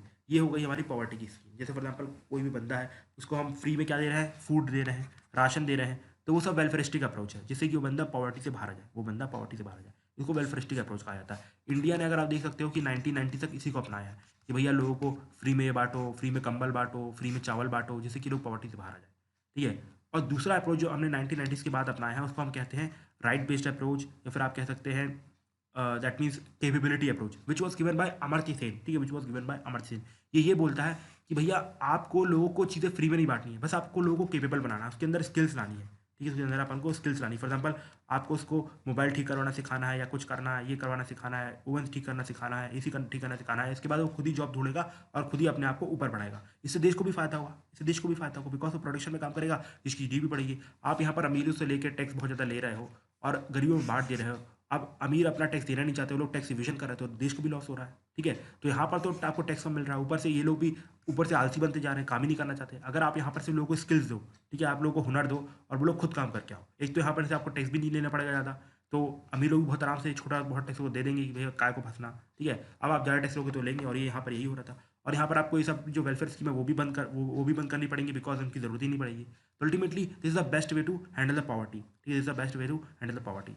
लेकिन ये दोनों वे पे आप रिलाई नहीं कर सकते, आपको दोनों का कॉम्बो यूज़ करना पड़ेगा। जैसे फॉर एग्जाम्पल कुछ लोग बहुत ही पुअर है, कुछ लोग बहुत ही पुअर है, शुरू में कुछ वेलफेयर मेजर तो उनको देने पड़ेंगे, और जब वो कैपेबिलिटी अप्रोच से ऑटोमेटिकली अब पॉवर्टी लाने जाएंगे तो उनके वेलफेयर मेजर खत्म कर दो। फॉर एग्जाम्पल अगर मैं किसी बंदे की बात करता हूँ, ठीक है, अगर मैं किसी बंदे की बात करता हूँ, मान लो मेरी बात कर लो कि भैया मैं बहुत पुअर हूँ, ठीक है, गवर्नमेंट मेरे को अभी राशन दे रही है, सब कुछ दे रही है, मैं अच्छे से खा पी के आलसी हो गया हूँ, लेकिन गवर्नमेंट ने बोला कि भैया आपको राशन तभी देंगे जब आप ये वाला हुनर सीखने जाओगे। ठीक है, आप मोबाइल बनाने सीखने जाओगे। मैंने मोबाइल बनाना सीख लिया, मैं कहीं पर दुकान में लग गया, अब मैं पैसे कमाना चालू कर दिया, मतलब भाई मैं राशन से सामान क्यों लूँगा, तो अल्टीमेटली मेरे लिए एक चीज़ खत्म हो जाएगी, और अल्टीमेटली मैं हुनर के दम पे धीरे धीरे आगे बढ़ने लगूंगा और एक अमीर बन के निकलूंगा। ठीक है, तो आप देखा वेलफेयर मेजर ऐसे खत्म होंगे अगर आप लोगों के अंदर कैपेबिलिटी लेके आओगे। तो दोनों का कॉम्बो के हिसाब से हमें क्या करना है, दोनों के कॉम्बो के हिसाब से हमें क्या करना है, अल्टीमेटली हमें पॉवर्टी को रिड्यूस करना है। ठीक है, अब पॉवर्टी को रिड्यूस करने की कोशिश जो थी गवर्नमेंट की बिल्कुल फ्यूचर से ही थी, इसलिए गवर्नमेंट ने, आप देखो कि हमारा जो इंडिया था वो वेलफेयर स्टेट बन के निकल के आया। ये वेलफेयर स्टेट समझते हो कि जहाँ पर हम क्या करेंगे, लोगों की मदद करेंगे पॉवर्टी से बाहर आने में। ठीक है, सोशल जो उनके साथ डिप्रीवेशन हो उसको मदद करने पर रिजर्वेशन देंगे, और जो पुअर लोग हैं उनके लिए पैसे कम लेंगे, उनको स्कॉलरशिप देंगे, ये सब दिया जाएगा, तो इसे कहा जाता है वेलफेयर स्टेट। ठीक है, इसके बाद हमने इंक्लूसिव डेवलपमेंट में फोकस किया कि हमने सोचा कि भैया जो लोग हैं जो लोग डेवलपमेंट का पार्ट नहीं उनको हम डेवलपमेंट में लेके आएँ और वो लोग भी अपना आगे बढ़ें। इसके बाद हमने सेक्युलर कॉन्स्टिट्यूशन अपनाया जिससे कि जो बाकी रिलीजन के लोग हैं, जो बाकी रिलीजन के पुअर लोग हैं, वो लोग ना छूट जाए। फॉर एग्जाम्पल अगर मुस्लिम्स हो गए, अगर उनमें पॉवर्टी ज़्यादा है तो वो लोग पीछे ना रह जाए, उनके लिए हमने बहुत सारी स्कीम लॉन्च की। फॉर एग्जाम्पल उस्ताद, ठीक है, नई मंजिल, नई रोशनी, ये सब स्कीम लॉन्च की कि भैया वो लोग भी आगे बढ़े। इसके बाद हमने पॉजिटिव डिस्क्रिमिनेशन का फ़ायदा उठाया। पॉजिटिव डिस्क्रिमिनेशन मतलब कि भैया जो लोग भी पुअर हैं, जिनके ऊपर हिस्टोरिकली आप देखो उनको दबाया गया है, उनके लिए हम रिजर्वेशन लेके आए। फॉर एग्जाम्पल एस टीज़ के लिए उनको पिछले कई सालों से दबाया गया, पिछले कई सदियों से दबाया गया, तो उनके लिए हम रिजर्वेशन लेके आया गया। ठीक है, इसके बाद हमने प्लानिंग कमीशन बनाई, भैया यहाँ पर इक्वल डिस्ट्रीब्यूशन रिसोर्स है। तो आप देखो प्लानिंग कमीशन हमेशा ट्राई किया है कि पुअर रीजन को और पुअर रीजन को ज़्यादा रिसोर्सेज मिले, अमीर रीजन को कम रिसोर्सेज मिले। ये उन्होंने हमेशा इंश्योर करने की कोशिश की है। हमने इंडस्ट्रियलाइजेशन पर फोकस किया बिकॉज हमारा ये मानना था कि भाई जो एग्रीकल्चर है, ठीक है, जो हमारे एग्रीकल्चर है भैया, एग्रीकल्चर की लिमिट है, इससे ज़्यादा लोगों को नहीं ले पाएगा। इसलिए हमने इंडस्ट्रीज बनाई, लेकिन ये कुछ खास काम नहीं आया। इसके बाद हमने राशन का सिस्टम लेके आया। हमने लोगों को मतलब एग्रीकल्चर में आगे बढ़ने के लिए फूड सब्सिडीज़ दी। ठीक है, इसके बाद आप देखो एग्रीकल्चर में फर्टिलाइजर सब्सिडी दी, बिजली सब्सिडी दी, जिससे कि वो लोग एग्रीकल्चर अच्छे कर पाए। साथ ही साथ हमने प्रोग्रेसिव टैक्सेशन को अपनाया। प्रोग्रेसिव टैक्सेशन मतलब कि भैया अमीरों से ज़्यादा टैक्स लेंगे और गरीबों से कम टैक्स लेंगे। ठीक है, तो ये सब कुछ मेजर्स है। अब देखो यहाँ पर मैं जल्दी इसलिए बोल रहा हूँ because these are not the things to discuss यार, मतलब ये तो बहुत बकवास की चीज़ है।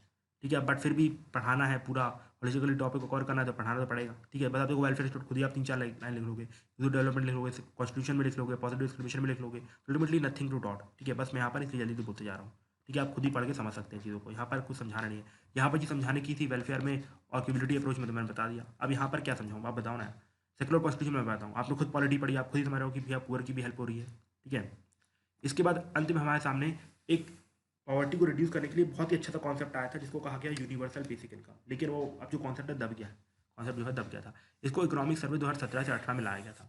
इसका फंडा ये था कि भाई अगर आप हर बंदे को, इंडिया के हर बंदे को एक यूनिवर्सल बेसिक इनकम दे देते हो तो ऑटोमेटिकली क्या होगी, पॉवर्टी घट जाएगी। और इकोनॉमिक सर्वे ने ये भी अंदेशा लगाया था कि अगर आप हर इंडियन को, ठीक है, अंबानी साहब को छोड़ के, अगर आप हर इंडियन को कुछ फिक्स अमाउंट ऑफ मनी दे देते हो तो हमारे यहाँ पर जो पॉवर्टी जो अभी 21.9% है वो घट के सीधे 0.5% पे रह जाएगी। और चाइना में 6% है। देखो चाइना से हम आगे निकल जाएंगे। ठीक है, लेकिन लेकिन लेकिन यहाँ पर कुछ चीज़ें भी की जाएंगी। चीज़ें ये की जाएंगी भैया, आपको अगर हर किसी को यूनिवर्सल बेसिक इनकम देना तो आपसे आपकी 4 से 5% ऑफ जीडीपी लगेगी। मतलब आप देखो हम अभी हेल्थ पे, एजुकेशन में इतना खर्चा नहीं करते और यूनिवर्सल बेसिक इनकम में इतना खर्चा कर देंगे। ठीक है, ये इसका कहना था। दूसरी बात ये थी कि गवर्नमेंट ने ये बोला कि अगर हम यूनिवर्सल बेसिक इनकम को इम्प्लीमेंट करते हैं तो जो आपको 3% ऑफ जो भी सब्सिडी दी जा रही है वो सब कैंसिल कर दी जाएगी। For example no health subsidy, इसके बाद नो प्राइवेट, मतलब नो नो नो सरकारी हॉस्पिटल, इसके बाद नो राशन, न कुछ भी नहीं दिया जाएगा। सिर्फ आपको एक फिक्स इनकम दे दी जाएगी, मान लो 2,000 रुपये महीने की। अब जाओ इससे जितना कमाना है कमा लो। ठीक है, ये गवर्नमेंट ने बोला था। ठीक है, लेकिन इसके कुछ अपने में ड्रॉबैक थे। पहला ड्रॉबैक तो ये था कि भाई हमारे यहाँ पर पीपल और लोग डिपेंडेंट हो जाएंगे अपना इस इनकम के ऊपर, मतलब काम करना बंद कर देंगे तो हमारा प्रोडक्शन कम हो जाएगा। ठीक है, हार्ड वर्कर कम हो जाएंगे। साथ ही साथ स्टेट के ऊपर भी बर्डन आएगा, भैया इसको भी ये शेयर करना पड़ेगा। और सबसे बड़ी बात कि भैया आप किस तरीके से बेनिफिशियरी को आइडेंटिफाई करोगे। आप जानते हो हमारे पास घोस्ट बेनिफिशियरी ज़्यादा होते हैं। ठीक है, तो उनको आप आइडेंटिफाई नहीं कर सकते। ये सब कुछ ड्रॉबैक्स थे, कुछ खास नहीं। यूनिवर्सल बेसिक इनकम और ये मेजर टू हैंडल पॉवर्टी, ये सब आपने ऑलरेडी पिछले कुछ सालों में पढ़ा होगा। नथिंग टू डिस्कस हियर, इसलिए मैंने चीज़ों को जल्दी से निपटा दिया। ठीक है, तो I think now we are done with the poverty. I hope आपको लेक्चर अच्छा लगा होगा। देखो मैं इस लेक्चर को ना 3 की जगह 6 भी लगा सकता था, लेकिन मैं यहाँ पर जल्दी इसलिए बोला है जस्ट बिकॉज कि आपकी जो बकवास की चीज़ों में ज़्यादा टाइम वेस्ट ना हो। आप हल्का सा जिस ले लें, स्लाइड्स लें, मतलब पीडीएफ आपको मिल जाएगी, उसको पढ़ें और ख़त्म करें, मतलब ज़्यादा एक्सटेंड ना करें। ठीक है, तो आज के लिए हम इतने ही रहने देते हैं। हम मिलेंगे अपने लेक्चर में और उसमें हम अनएम्प्लॉयमेंट चालू करेंगे। तो आज के लिए thank you and have a nice day my dear friends.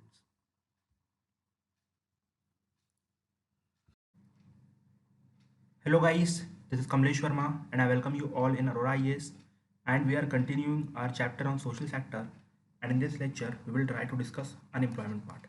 ठीक है, पिछले लेक्चर में काफ़ी लोगों ने मुझे बोला कि sir you are fast, so in this lecture I will try to be slow and let me tell you भाई जहाँ पर मैंने चीज़ें एक्सप्लेन की वहाँ पर आई वॉज स्लो। ठीक है, लाइक फॉर एग्जाम्पल जब मैंने आपको पॉवर्टी की डेफिनेशन डिफाइन की, absolute poverty, relative poverty, measurement, वो सब अंडरस्टैंडिंग वाली चीज़ें थी, इसलिए वहाँ पर स्लो रहा।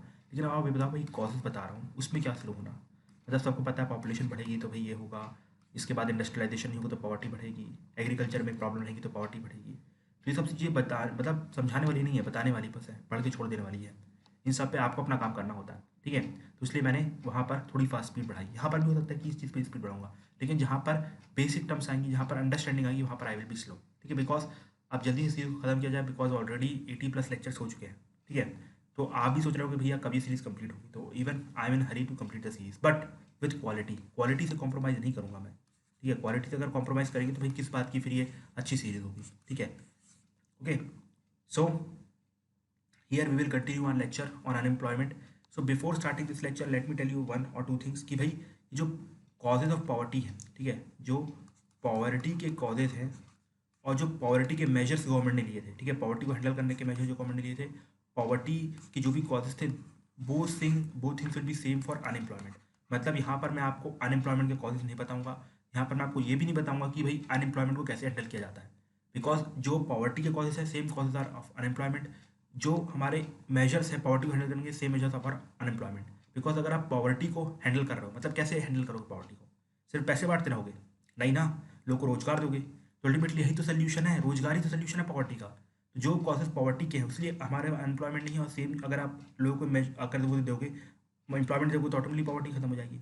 तो दोनों में कोई डिफरेंस नहीं, इसलिए मैं दोनों चीज़ों को यहाँ पर डिस्कस नहीं करूँगा। इसलिए this lecture will be of 20 to 25 minutes, and in this lecture I am going to end the unemployment part, ठीक है। इसके बाद हम एजुकेशन और हेल्थ को चालू करने वाले हैं। इसलिए इस लेक्चर में क्या क्या डिस्कस करूँगा पहले आप बता देता हूँ। सबसे पहले तो आपको ये बताऊँगा कि भाई अनएम्प्लॉयमेंट क्या होती है, उसके बाद जो बेसिक टर्म्स जो आप न्यूज़पेपर में सुनते रहते होंगे कि भाई लेबर फोर्स क्या होती है, लेबर फोर्स पार्टिसिपेशन रेट की भैया वुमेन में घट गया है, मैन में बढ़ा, ये सब चीज़ें, ठीक है।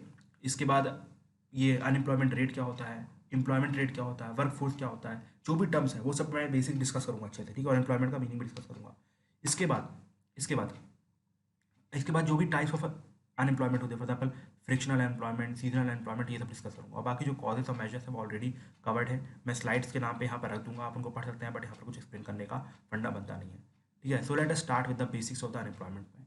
और एक चीज़ मैं आपको ऑलरेडी बता चुका हूँ भैया, unemployment, poverty, education, health, these are not part of economics, ठीक है, बट फिर जो भी बन रहा है तो मैं यहाँ पर चीज़ों को कवर कर रहा हूँ, ठीक है। Before starting I would like to tell you about our PGP programme, ठीक है। This programme is directly run by Arora sir. अगर आपको कोई भी डाउट होता है you can contact on these 2 numbers, fine.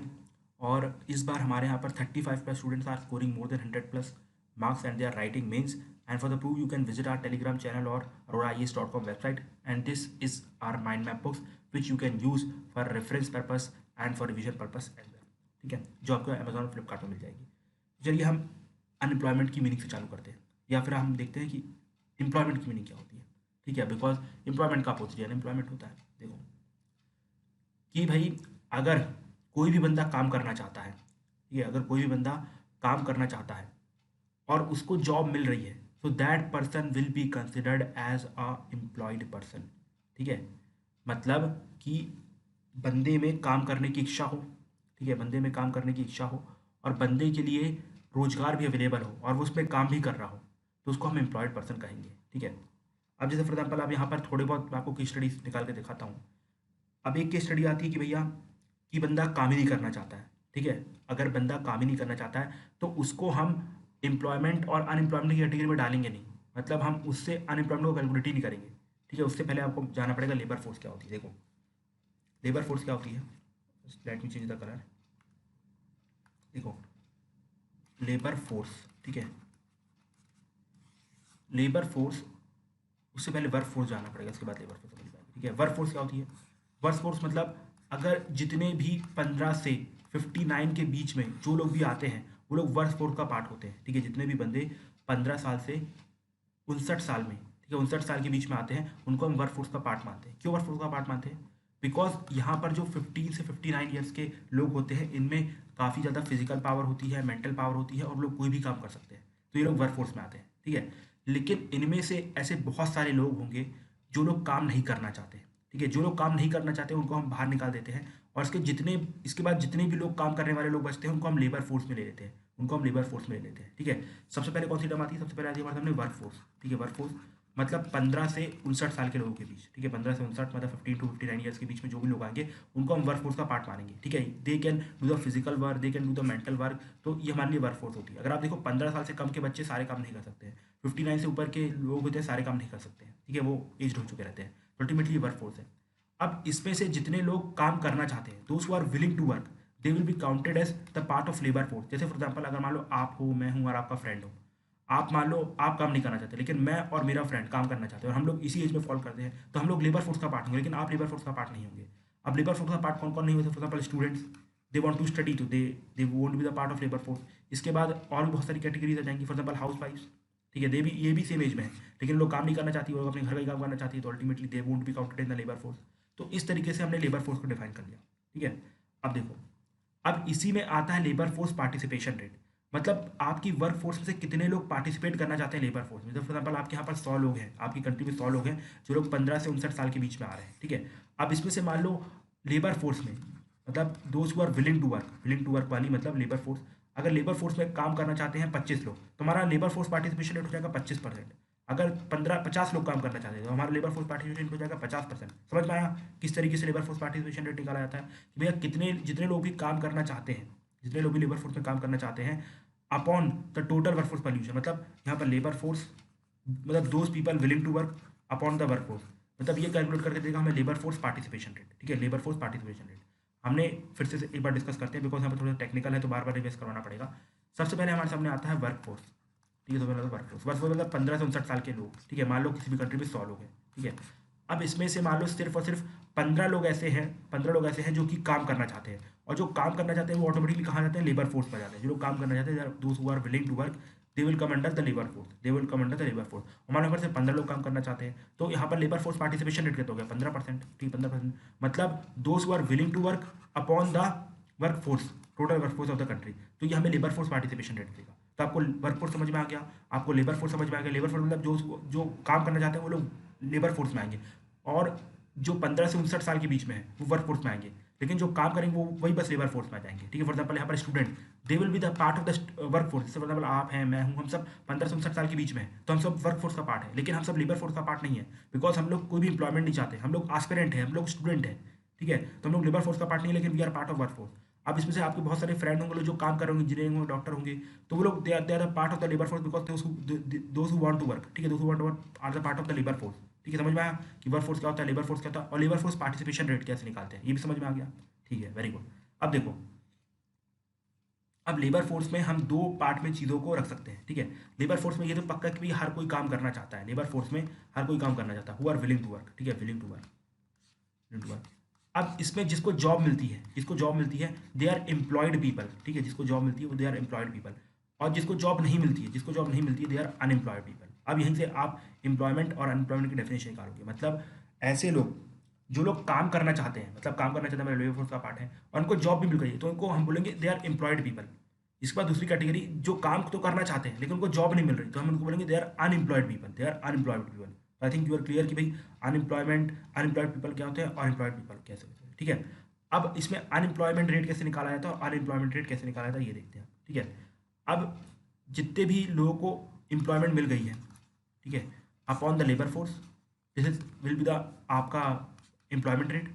इसके बाद जितने भी लोगों को अनएम्प्लॉयमेंट नहीं मिली upon the labour force, they will be unemployment rate, ठीक है। ध्यान समझने की कोशिश करो, हमारे पास लेबर फोर्स है, those who are willing to work, ठीक है, labour force those who are willing to work. अब इसमें दो पार्ट थे हमारे सामने, एक था जिनको जॉब मिल गई थी, ठीक है। अब जिनको जॉब मिल गई है, मान लो कि हमारे यहाँ पर 100 लोग हैं जो लेबर फोर्स में है, ठीक है, अब यहाँ पर 15 लोग को जॉब मिल गई है, तो आप जॉब वालों को जिनको जॉब मिल गई है अपॉन 100, पूरा मतलब जितने लोगों को जॉब मिल गई है upon the total labour force आप निकाल दोगे, तो this will be the employment rate, ठीक है। अब जिनको जॉब नहीं मिली है, मान लो ये लोग हैं कितने 85 लोग, तो 85 अपॉन टोटल लेबर फोर्स 100, तो दिस विल बी द आपका अनएम्प्लॉयमेंट रेट। तो आई थिंक आपको सिंपल मैथ समझ में आ गई है, मैं मैथ्स को जितना सिंप्लीफाई कर सकता हूँ उतना सिंप्लीफाई करने की कोशिश करता हूँ, ठीक है। तो आई थिंक आपको वर्क फोर्स समझ में आ गया है, आपको लेबर फोर्स समझ में आ गया है, आपको लेबर फोर्स पार्टिसिपेशन रेट समझ में आ गया है, आपको एम्प्लॉयड कौन होते हैं वो समझ में आ गया है, आपको अनएम्प्लॉयड समझ में आ गया है, आपको साथ ही साथ ये भी समझ में आ गया है कि भाई कैसे अनएम्प्लॉयमेंट रेट और कैसे एम्प्लॉयमेंट रेट कैलकुलेट किया जाता है, ठीक है। आई थिंक नाउ सारे बेसिक टर्म्स क्लियर हैं, जो भी न्यूज़पेपर में आते हैं सब क्लियर है कि भैया हमारा अनएम्प्लॉयमेंट रेट इतना हो गया है, हमारा एम्प्लॉयमेंट रेट इतना हो गया है, हमारा लेबर फोर्स पार्टिसिपेशन वुमेन में बढ़ गया है, वुमेन में घट गया है, मैन में बढ़ गया है, मैन में घट गया है, ठीक है। हमारे पास वर्क फोर्स इतना है लेकिन लेबर फोर्स में कोई नहीं आ रहा है। I think everything is clear now, ठीक है, सब कुछ क्लियर हो गया है। अगर नहीं हुआ तो दोबारा इस लेक्चर को 5 मिनट की रिवाइज करके देखो, आपकी चीज़ें दोबारा क्लियर हो जाएंगी, ठीक है। ओके डन, ओके ठीक है। अब हम समझते हैं कि भाई अनएम्प्लॉयमेंट का इम्पैक्ट क्या पड़ता है। देखो जो अनएम्प्लॉयमेंट का इम्पैक्ट पड़ता है वो सिर्फ और सिर्फ इंडिविजुअल पे नहीं पड़ता है, वो एक्चुअली सोसाइटी में भी पड़ता है, साथ ही साथ कंट्री में भी पड़ता है, ठीक है। सबसे पहले तो हम अनएम्प्लॉयमेंट का इम्पैक्ट देखेंगे कि भाई इंडिविजुअल के ऊपर क्या पड़ता है। सबसे बड़ा अनएम्प्लॉयमेंट का इम्पैक्ट पड़ता है कि भैया वो बंदा पुअर हो जाता है, द पर्सन बिकम्स अ डेप्राइव्ड, मतलब उसके पास ना घर होगा, ना कपड़ा होगा, ना रोटी होगी, ना मकान होगी। सबसे पहला इम्पैक्ट क्या आता है अनएम्प्लॉयमेंट का? पॉवर्टी बढ़ती है, पॉवर्टी बढ़ती है। और पॉवर्टी के कॉजेज क्या है? Same which are causes of unemployment, और अनएम्प्लॉयमेंट के कॉजेज क्या है? Same which are causes of poverty. समझ में आया कैसे? ओके। अब मैंने आई थिंक वहाँ पर vicious circle of poverty discuss नहीं किया था, पॉवर्टी में वो टॉपिक में भूल गया था, तो I will cover it here. Okay. इसके बाद हमारे हमारे सामने आता है लो स्टैंडर्ड ऑफ लिविंग। ठीक है, लो स्टैंडर्ड ऑफ लिविंग मतलब जो भी अनएम्प्लॉयमेंट होता है उसकी स्टैंडर्ड ऑफ लिविंग घट जाती है। ठीक है, आप देखो फॉर एग्जाम्पल आप कुछ टाइम पहले लॉकडाउन से पहले 100 रुपये महीने का कमा रहे थे। ठीक है, मान लो 100 रुपये में आपका घर, पानी, खाना पीना सब कुछ चला करता था, जो भी होता है हुक्का हुक्का सब कुछ चलता था। ठीक है, लेकिन कोविड आ गया, लॉकडाउन लग गया, आपकी पेमेंट हो गई बंद। ठीक है, आप हो गए पुअर। शुरू शुरू में कैसे कंडीशन होगी? पहले पहले आपका शुरू में हुक्का बंद होगा, फिर बाहर पार्टी करना बंद होगा, फिर हल्की फुल्की जो पिज़्ज़ा बर्गर खाते थे वो बंद होगा, फिर थोड़ा थोड़ा खाना बंद होगा, और ultimately you will become the poor person. ठीक है, इस तरीके से इंडिविजुअल पर इम्पैक्ट होता है कि अगर उसकी जो रोजगार जाता है तो पहले उसकी स्टैंडर्ड ऑफ लिविंग कम होती है। फॉर एग्जाम्पल उसकी जो भी स्टैंडर्ड ऑफ लिविंग था, फॉर एग्जाम्पल भैया पहले मैं एक फॉरेन ट्रिप जाता था वो कैंसिल हो गई, उसके बाद भाई आप जो इंडियन ट्रिप करते थे वो भी कैंसिल हो गई, आपका पिज़्ज़ा बर्गर कैंसिल हो गया, बाहर खाना कैंसिल हो गया, और अल्टीमेटली धीरे धीरे आपका जो घर मकान सब गया, और अल्टीमेटली आप पुअर हो गए। ठीक है, पॉवर्टी एंड डेप्रिवेशन हो गई। तो this is the impact of unemployment on individual person. ठीक है, ऑन इंडिविजुअल पर्सन। इसके बाद हम देखते हैं कि भैया अनएम्प्लॉयमेंट का इम्पैक्ट सोसाइटी के ऊपर क्या पड़ता है। अनएम्प्लॉयमेंट का इम्पैक्ट सोसाइटी के ऊपर क्या पड़ता है? देखो भैया हमारे यहाँ पर सोशल इंटरेस्ट आता है। कैसे सोशल इंटरेस्ट आता है? देखो जो भी लोग अनएम्प्लॉयमेंट होंगे वो क्या करेंगे? डिमांड करेंगे भैया रिजर्वेशन की। किसकी? रिजर्वेशन की। ठीक है, आप देखो जाट्स का जो रिजर्वेशन की डिमांड है, और जो भी हायर कास्ट है फॉर एग्जाम्पल मराठास, इनकी जो मतलब जो पॉलिटिकल पार्टिसिपेशन है बहुत हैवी है, इसके बाद भी लोग रिजर्वेशन की डिमांड कर रहे हैं। ये लोगों को समझ में नहीं आ रहा। Let me explain you this part. ठीक है, देखो हुआ क्या कि शुरू शुरू में ये जो हमारे जाट्स थे, ठीक है, और मराठास हो गए, इवन जो जो भी डोमिनेंट कास्ट है, ठीक है, जाट्स मराठास, इनके पास लैंड था। ठीक है, जो लैंड रिफॉर्म हुए उनकी वजह से इनके पास लैंड आ गए। ठीक है, अब लैंड आने के बाद क्या हुआ कि शुरू शुरू में अपने यहाँ पर जो खेती थी वो बहुत ही प्रॉफिटेबल बिजनेस हुआ करता था। अच्छी ज़मीन मतलब अच्छा पैसा। ठीक है, ये प्रॉफिटेबल हुआ करती थी। लेकिन जब से हमारे यहाँ पर 1991 के इकोनॉमिक रिफॉर्म्स आए तो ऑटोमेटिकली यहाँ का जो कॉन्ट्रीब्यूशन था एग्रीकल्चर वो घट के 16% हो गया। ठीक है, घट के 16% हो गया, मतलब एग्रीकल्चर से इनकम कम निकलने लगी। ठीक है, अब यहाँ पर इन लोगों को परसेप्शन ऐसा गया कि भाई जिनके पास रिजर्वेशन है वो लोग, अब देखो यहाँ पर पैसा निकल नहीं रहा है। ठीक है, पैसा निकल नहीं रहा है, तो लोगों ने ट्राई किया कि भाई इंडस्ट्री में चले जाते हैं। लेकिन इंडस्ट्री के लिए इनके पास स्किल ही नहीं है यार। इन्होंने आज तक पूरी जिंदगी खेती किया, बताओ कैसे इंडस्ट्री में काम करेंगे? ऊपर से हमारी इंडस्ट्री भी नहीं है, तो अल्टीमेटली ना तो आपको खेती से ज़्यादा पैसा निकल रहा है और ना ही इंडस्ट्री में काम मिल रहा है। तो अल्टीमेटली आप क्या डिमांड करोगे कि भैया हमें रिजर्वेशन दो, हमें गवर्नमेंट जॉब में काम करना है। लेकिन गवर्नमेंट जॉब ऑलरेडी कम, और रिजर्वेशन क्या है? एक तरीका सोशल इंटरेस्ट। आप डिमांड कर रहे हो, मूवमेंट कर रहे हो, अल्टीमेटली इंटरेस्ट है। और अगर आपको रिजर्वेशन नहीं मिलेगा तो आप क्या करोगे? वायलेंस करोगे। ठीक है, वायलेंस करोगे, या आप सोशल किलिंग्स करोगे, लोगों को मारना चालू करोगे, चोरी करोगे, तो अल्टीमेटली सोशल इंटरेस्ट बढ़ता है, तब हमारे यहाँ पर अनएम्प्लॉयमेंट बढ़ती है। समझ में आया कैसे? Okay, very good. इसके बाद इसी में नेशन के परस्पेक्टिव में एक्चुअली में एक ऑकन्स का लॉ है। ये लॉ ये बोलता है कि भैया अगर किसी भी कंट्री में 1% से अनएम्प्लॉयमेंट रेट बढ़ता है, अनएम्प्लॉयमेंट रेट क्या होता है भाई जल्दी बताओ? हाँ, जिनके पास जॉब नहीं है upon the total labour force. अगर 1% से अनएम्प्लॉयमेंट रेट बढ़ता है तो आपकी जीडीपी 2% से गिरती है। आपकी जीडीपी 2% से गिरती है, और जीडीपी में आपको ऑलरेडी अपडेट कर चुका हूँ, मतलब total final value blah blah दुनिया भर की चीज़ें जो भी थी। ठीक है, so I think you are clear with this कि भैया सोसाइटी में क्या इम्पैक्ट पड़ता है, नेशन पे क्या इम्पैक्ट पड़ता है, और इंडिविजुअल पे क्या इम्पैक्ट पड़ता है अनएम्प्लॉयमेंट का। ठीक है, अब हम बहुत ही इंपॉर्टेंट पार्ट पे आते हैं जहाँ से यूपीएससी में क्वेश्चन आ सकता है, प्रीलिम्स में खासतौर पे। ठीक है, बिकॉज अनएम्प्लॉयमेंट में आप देखेंगे क्वेश्चन हमारे अनएम्प्लॉयमेंट से कोई भी डायरेक्ट क्वेश्चन नहीं बनता है मेंस पे। ठीक है, लेकिन प्रीलिम्स में बनते हैं, वो भी किसके ऊपर? लेबर फोर्स पार्टिसिपेशन रेट क्या होता है, अनएम्प्लॉयमेंट रेट क्या है, ये सब फाइंड निकालने चीज़ों पर रेट बनते हैं। ठीक है, लेकिन साथ ही साथ जो टाइप्स ऑफ अनएम्प्लॉयमेंट है उसके ऊपर भी क्वेश्चन बनते हैं। ये इंपॉर्टेंट पार्ट है, ध्यान समझना। ठीक है, ये 4-5 में टॉपिक डिस्कस करते हैं। सबसे पहला तो आता है भाई कि डिसगाइज्ड अनएम्प्लॉयमेंट। डिसगाइज्ड अनएम्प्लॉयमेंट समझने की कोशिश करना। I have already explain you the that is diminishing utility return वाला जो कॉन्सेप्ट एग्रीकल्चर में आपको ऑलरेडी मतलब एक्सप्लेन कर चुका हूँ मैं। ठीक है, अब यहाँ पर डिसगाइज्ड अनएम्प्लॉयमेंट समझना। ये हमारे पास एग्रीकल्चर का लैंड है, 100 एकड़ का लैंड है। ठीक है, देखो शुरू शुरू में यहाँ पर सिर्फ पिताजी और माताजी हुआ करते थे। ठीक है, बड़े रईस थे क्योंकि दादा दादी से बहुत बड़ा लैंड मिला था, 100 एकड़ का लैंड था, बहुत खेती होती थी, बहुत खाते थे। लेकिन अब जब खाते बहुत थे तो बच्चे भी बहुत सारे कर डाले, 8 से 10 बच्चे कर डाले। ठीक है, एक सेकेंड, थोड़ा चार्ज में कनेक्ट कर लूँ, you have to wait for a second. ठीक है, let me pause the video. So now I have connected my charger, so let us continue our discussion. भैया आज का डिस्कशन बड़ा होने वाला है, ठीक है, थोड़ा सा 20 मिनट से ऊपर जाए, ठीक है। तो I was can describe unemployment, तो हमने एग्जाम्पल लिया था, दादा दादी थे, ठीक है, दादा दादी जी थे। अब इन्होंने अच्छी पैसे से कमाए, लेकिन इनका बच्चा एक ही था, ठीक है, उसने शादी की, घर में बहू आ गई, दादा दादी की डेथ हो गई, लड़के को मिल गई 100 एकड़ की प्रॉपर्टी, ठीक है, सिर्फ मम्मी पापा है, मम्मी पापा फैमिली में, 100 एकड़ की आपके सामने प्रॉपर्टी है, अच्छी खेती होती है यार, भर भर की खेती होती है, बहुत पैसा आता है, बहुत अमीर है, बिल्कुल बंगला बना हुआ है घर में, तो कोठी बनी हुई बिल्कुल जमींदारों की, ठीक है। अब लेकिन उन्होंने कर दी गलती यहाँ पर, कॉन्ट्रासेप्टिव का यूज़ किया नहीं और कम से कम 10-12 बच्चे कर डाले।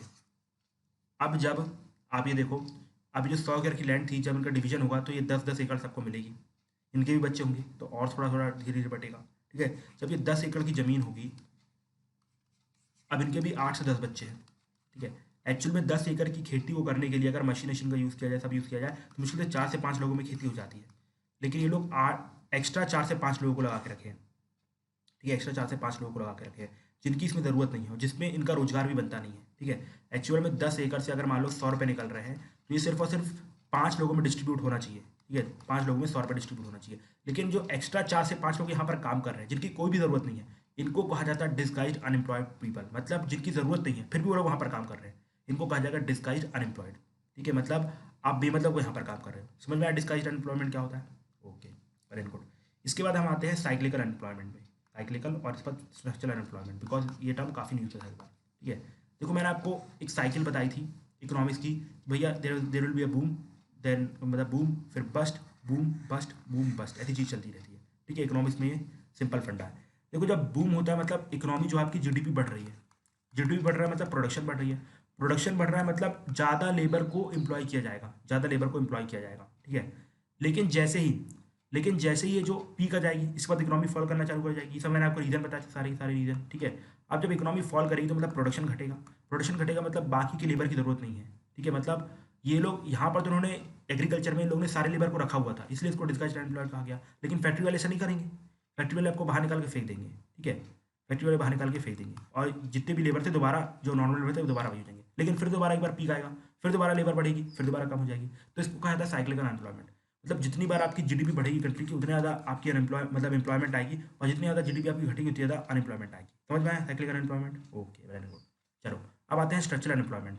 मतलब आपकी भैया इकोनॉमी का स्ट्रक्चर ही ऐसा है कि भैया जिससे कि आपके यहाँ पर लोगों को एम्प्लॉयमेंट ज़्यादा मिल ही नहीं सकती। जैसे फॉर एग्जांपल आपने पॉपुलेशन बहुत ज़्यादा बढ़ा रही है, फॉर एग्जांपल इंडिया में 130 करोड़ की पॉपुलेशन कर ली है, एग्रीकल्चर में सिर्फ और 16% का रिटर्न है, 45 to 50% of the population employed है। अब ये लोग बाहर भी जाना चाहें तो फिर भी नहीं आ सकते हैं, बिकॉज आपके सामने फैक्ट्रीज है ही नहीं यार, इंडस्ट्रीज है ही नहीं, कहाँ काम कहाँ करेंगे, वो सब ऑलरेडी पैक्ड है, कहाँ काम करेंगे। तो आपके इकोनॉमी की स्ट्रक्चर की प्रॉब्लम है, तो आपको स्ट्रक्चरल चेंजेस लाने पड़ेंगे। तो आपको इंफ्रास्ट्रक्चर डेवलप करना पड़ेगा जिससे कि इंप्लॉयमेंट ज़्यादा बढ़े, आपको फैक्ट्रीज बढ़ानी पड़ेगी, तो आपको स्ट्रक्चरल चेंजेस लाने पड़ेंगे अपनी इकोनॉमी में। तो इसको कहा जाता है स्ट्रक्चरल एम्प्लॉयमेंट। मतलब आपकी इकोनॉमी की स्ट्रक्चर में प्रॉब्लम है, हमारा जो एग्रीकल्चर का स्ट्रक्चर ही खराब है, अगर आप इसको ठीक कर दो, ठीक है, इंडस्ट्री में ये जो 40 से 50% को भेज दो, तो ऑटोमेटिकली हमारे यहाँ पर अनएम्प्लॉयमेंट खत्म हो जाएगी, ठीक है। इसको कहा जाता है स्ट्रक्चरल अनएम्प्लॉयमेंट। इसके बाद एक अनएम्प्लॉयमेंट आती है सीजनल अनएम्प्लॉयमेंट, ठीक है। देखो क्या होता है, ये तो सबसे ज़्यादा सबको पता होगा जो भी यूपी बिहार को बिलोंग करते हैं। देखो क्या होता है कि जैसे ही कटाई का सीज़न आता है, तो एकदम से जो भी बिहार में लेबर्स होते हैं उनको बुलाया जाता है, और ये लोग यहाँ पर कंप्लीट कटाई करते हैं, फिर चले जाते हैं। मतलब सीज़न के हिसाब से आपको एम्प्लॉयमेंट मिलती है। मतलब जब कटाई का सीज़न होगा, बुआई का सीज़न होगा, जब आपको रोजगार मिलेगा, जब सीज़न नहीं होगा, जब आपको रोजगार नहीं मिलेगा, ठीक है। जैसे लेबर होती है, लेबर का भी सेम है कि भाई अगर यहाँ पर कुछ काम जाता है तो आपको ज़्यादा एम्प्लॉयमेंट मिलेगी, अगर नहीं मिलेगी तो आपको वापस जाना पड़ेगा, ठीक है। सबसे बेस्ट एग्जाम्पल इसका लेबर ही होता है, ठीक है। अगर आप देखोगे तो मैक्सिमम बिहार के लेबर्स में ऐसा देखा जाता है कि जब फॉर एग्जांपल ये लोग काम के लिए हमेशा दिल्ली में रहते हैं, ठीक है, दिल्ली में रहते हैं, लेकिन जैसे ही यूपी बिहार साइड, यूपी में और ये आगरा साइड यहाँ पर कटाई बुआई चालू होती है, तो ये लोग शिफ्ट कर जाते हैं यूपी साइड, ठीक है, और यहाँ पर अच्छा सा मदद करते हैं, पंजाब में यूपी में किसानों की मदद करते हैं, हमारे अन्नदाताओं की मदद करते हैं, और उसके बाद अल्टीमेटली क्या करते हैं, कटाई करवाते हैं, फिर दोबारा दिल्ली में चले जाते हैं। तो इसे कहा जाता है सीजनल एम्प्लॉयमेंट, मतलब सीजन के हिसाब से आपको एम्प्लॉयमेंट मिलती है, ठीक है।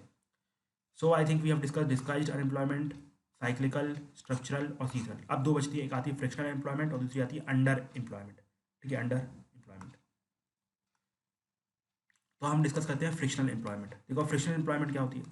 फ्रिक्शनल एम्प्लॉयमेंट मतलब ये कि भाई आपके पास मान लो कोई जॉब है, ठीक है, आपके पास मान लो कोई जॉब है, ठीक है, आप इंजीनियर काम कर रहे हो, आपको 12,000 रुपये मिल रहा है, लेकिन आपको लग रहा है कि नहीं यार यहाँ पर ये अच्छा फंडा नहीं है, ये अच्छा मुझे मतलब मेरे हिसाब से जितनी मेरी कैपेबिलिटी है उसके हिसाब से कम पैसा मिल रहा है, उसके हिसाब से मुझे कम पैसा मिल रहा है। तो मुझे क्या करना चाहिए? ये सिंपल सी बात है, इस जॉब को छोड़ के किसी और जॉब में शिफ्ट कर जाना चाहिए जहाँ पर मुझे 20-25 हज़ार रुपये मिलेगा। तो अच्छी बात है। लेकिन अभी आपके पास ये जॉब अवेलेबल है नहीं और आपने जॉब छोड़ दी है, ठीक है? तो इन शॉर्ट आपको थोड़ी सी प्रॉब्लम आएगी नई जॉब आने में, उसमें एडजस्ट करने में। तो इन शॉर्ट आप कुछ टाइम के लिए अनएम्प्लॉयड हो गए, ठीक है? फॉर एग्जाम्पल आप यहाँ पर 1.5 से 2 महीने के लिए अनएम्प्लॉयमेंट होते हैं, 1.5 से 2 महीने के लिए। तो इसको कहा जाता है फ्रिक्शनल अनएम्प्लॉयमेंट। मतलब आप अपनी मर्जी से अपनी लगी लगाई जॉब छोड़ के आ रहे हो और 1 से 2 महीने बैठ रहे हो, उसके बाद जॉब ज्वाइन कर रहे हो। तो इस कंडीशन को कहा जाता है फ्रिक्शनल अनएम्प्लॉयमेंट, ठीक है? Living the current job without having the other job, ठीक है? इसको कहा जाता है फ्रिक्शनल अनएम्प्लॉयमेंट, ठीक है? मैं यहाँ पर बहुत ही सिंपल टर्म्स में बता रहा हूँ बिकॉज यूपीएससी में आंसर टिक करने हैं, ठीक है? तो आपको जितनी ज़्यादा अंडरस्टैंडिंग हो, जितना आप एग्जाम्पल आपके सामने होंगे, उतनी ज़्यादा आपको समझ में आएगा, ठीक है? तो आपको सारे जो भी अनएम्प्लॉयमेंट के टाइप थे वो सब समझ में आ गए, ठीक है? आप देखो एक चीज़ और बताता हूँ। जब भी याद रखना, जब जो हमारी इकोनॉमी है, जब वो पॉजिटिव फेज में होगी, मतलब जब बूम कर रही होगी, ठीक है? जब बूम कर रही होगी, इकोनॉमिक बूम बस्ट ये हो रहा होगा, ये बूम के फेज में ये जो फ्रिक्शनल अनएम्प्लॉयमेंट है सबसे ज़्यादा देखने को मिलती है। क्यों? बिकॉज जब सिंपल सी बात है, जब सब लोग पैसा कमाते हैं तो आप भी सोचते भैया मैं इस कंपनी के साथ क्यों रहूँ जहाँ पर मुझे पैसे कम मिल रहे हैं, ठीक है? उस कंपनी के साथ मैं क्यों रहूँ जहाँ पर मुझे पैसे कम मिल रहे हैं और बाकी कंपनी मुझे एम्प्लॉय करने को तैयार है। तो इन शॉर्ट मुझे यहाँ पर जॉब छोड़ के अच्छी वाली जॉब पकड़ लेनी चाहिए। लेकिन अगर यही आपका रिसेशन का फेस है तो आप यहाँ पर अपनी जॉब नहीं छोड़ोगे बिकॉज ऑलरेडी जॉब्स कम है। अगर आप छोड़ दोगे तो आपको बाहर की जॉब ही नहीं मिलेगी। तो जब भी बूम होगा तो फ्रिक्शनल एम्प्लॉयमेंट बहुत ज़्यादा बढ़ेगा, ठीक है? फ्रिक्शनल एम्प्लॉयमेंट बहुत ज़्यादा बढ़ेगा। तो ये थे हमारे टाइप्स ऑफ अनएम्प्लॉयमेंट। हमने इम्पैक्ट देखा अनएम्प्लॉयमेंट का और जो भी इंपॉर्टेंट टर्म्स थी अनएम्प्लॉयमेंट की इकोनॉमिक्स के हिसाब से वो मैंने डिस्कस की, ठीक है? आप फाइनली में बचते हैं what are the causes of unemployment and what are the measures of handling the unemployment. Things are same, ठीक है? थिंग्स आर सेम, कोई भी चेंजेस नहीं। जैसे पर देखो यहाँ पर हमने प्लानिंग कमीशन स्टैब्लिश की, सेम पॉवर्टी के लिए किया था। सेकुलर कॉन्स्टिट्यूशन बनाया, यहाँ पर भी सेम है। फैमिली प्लानिंग की, भैया अगर फैमिली में बच्चे कम होंगे तो सिंपल सी बात है इंप्लॉयमेंट लोगों को ज़्यादा मिलेगा, पॉवर्टी कम होगी। लैंड रिफॉर्म्स किए हमने, ग्रीन रिवॉल्यूशन किया, रिजर्वेशन किया, एजुकेशन हम लोग प्रोवाइड की, सब्सिडी प्रोवाइड की और scheme like for example NIMZ, MG, NREGA, ये सब स्कीम्स भी लेके आए, ठीक है? समझ में आया? तो ये सब सेम चीज़ें हमने पॉवर्टी में डिस्कस की थी, मेजर्स में। और कॉजेज जो है population, low economic growth, industrialisation नहीं है एग्रीकल्चर में, मतलब जो इकोनॉमी 60% है और लेबर 45% की है, ये सब चीज़ें सब कुछ सेम है, ठीक है? तो मैं यहाँ पर ये सब चीज़ें दोबारा रिपीट नहीं करूँगा। उसके लिए आप दोबारा पॉवर्टी वाला लेक्चर देख सकते हैं। और I think I will prefer कि भाई आप सीधे सीधे रीड मार लो, काम हो जाएगा आपका, ठीक है? तो आज के लिए इतना ही रहने देते हैं, ठीक है? Okay, very good. अब हमने अप्रॉक्सीमेटली 4 लेक्चर सोशल सेक्टर के ले लिए हैं। अब बचते हैं मेरे ख्याल से आई थिंक 3 to 4 लेक्चर और होंगे, उसमें हम हेल्थ एंड एजुकेशन कवर करके चीज़ों को कंप्लीट कर देंगे, ठीक है? और आपके इकोनॉमिक्स का पूरा सिलेबस मेरे हिसाब से कंप्लीट हो जाएगा, ठीक है? Thank you and have a nice day my dear friends.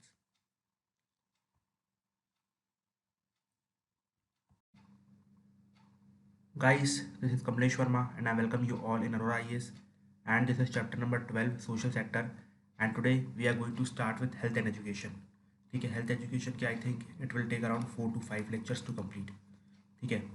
और एक चीज़ मैं आपको बताना चाहूँगा कि भैया पिछले 2 लेक्चर्स में, मतलब पिछले 3 से 4 लेक्चर में हमने पॉवर्टी को अच्छे से कवर किया, अनएम्प्लॉयमेंट को अच्छे से कवर किया।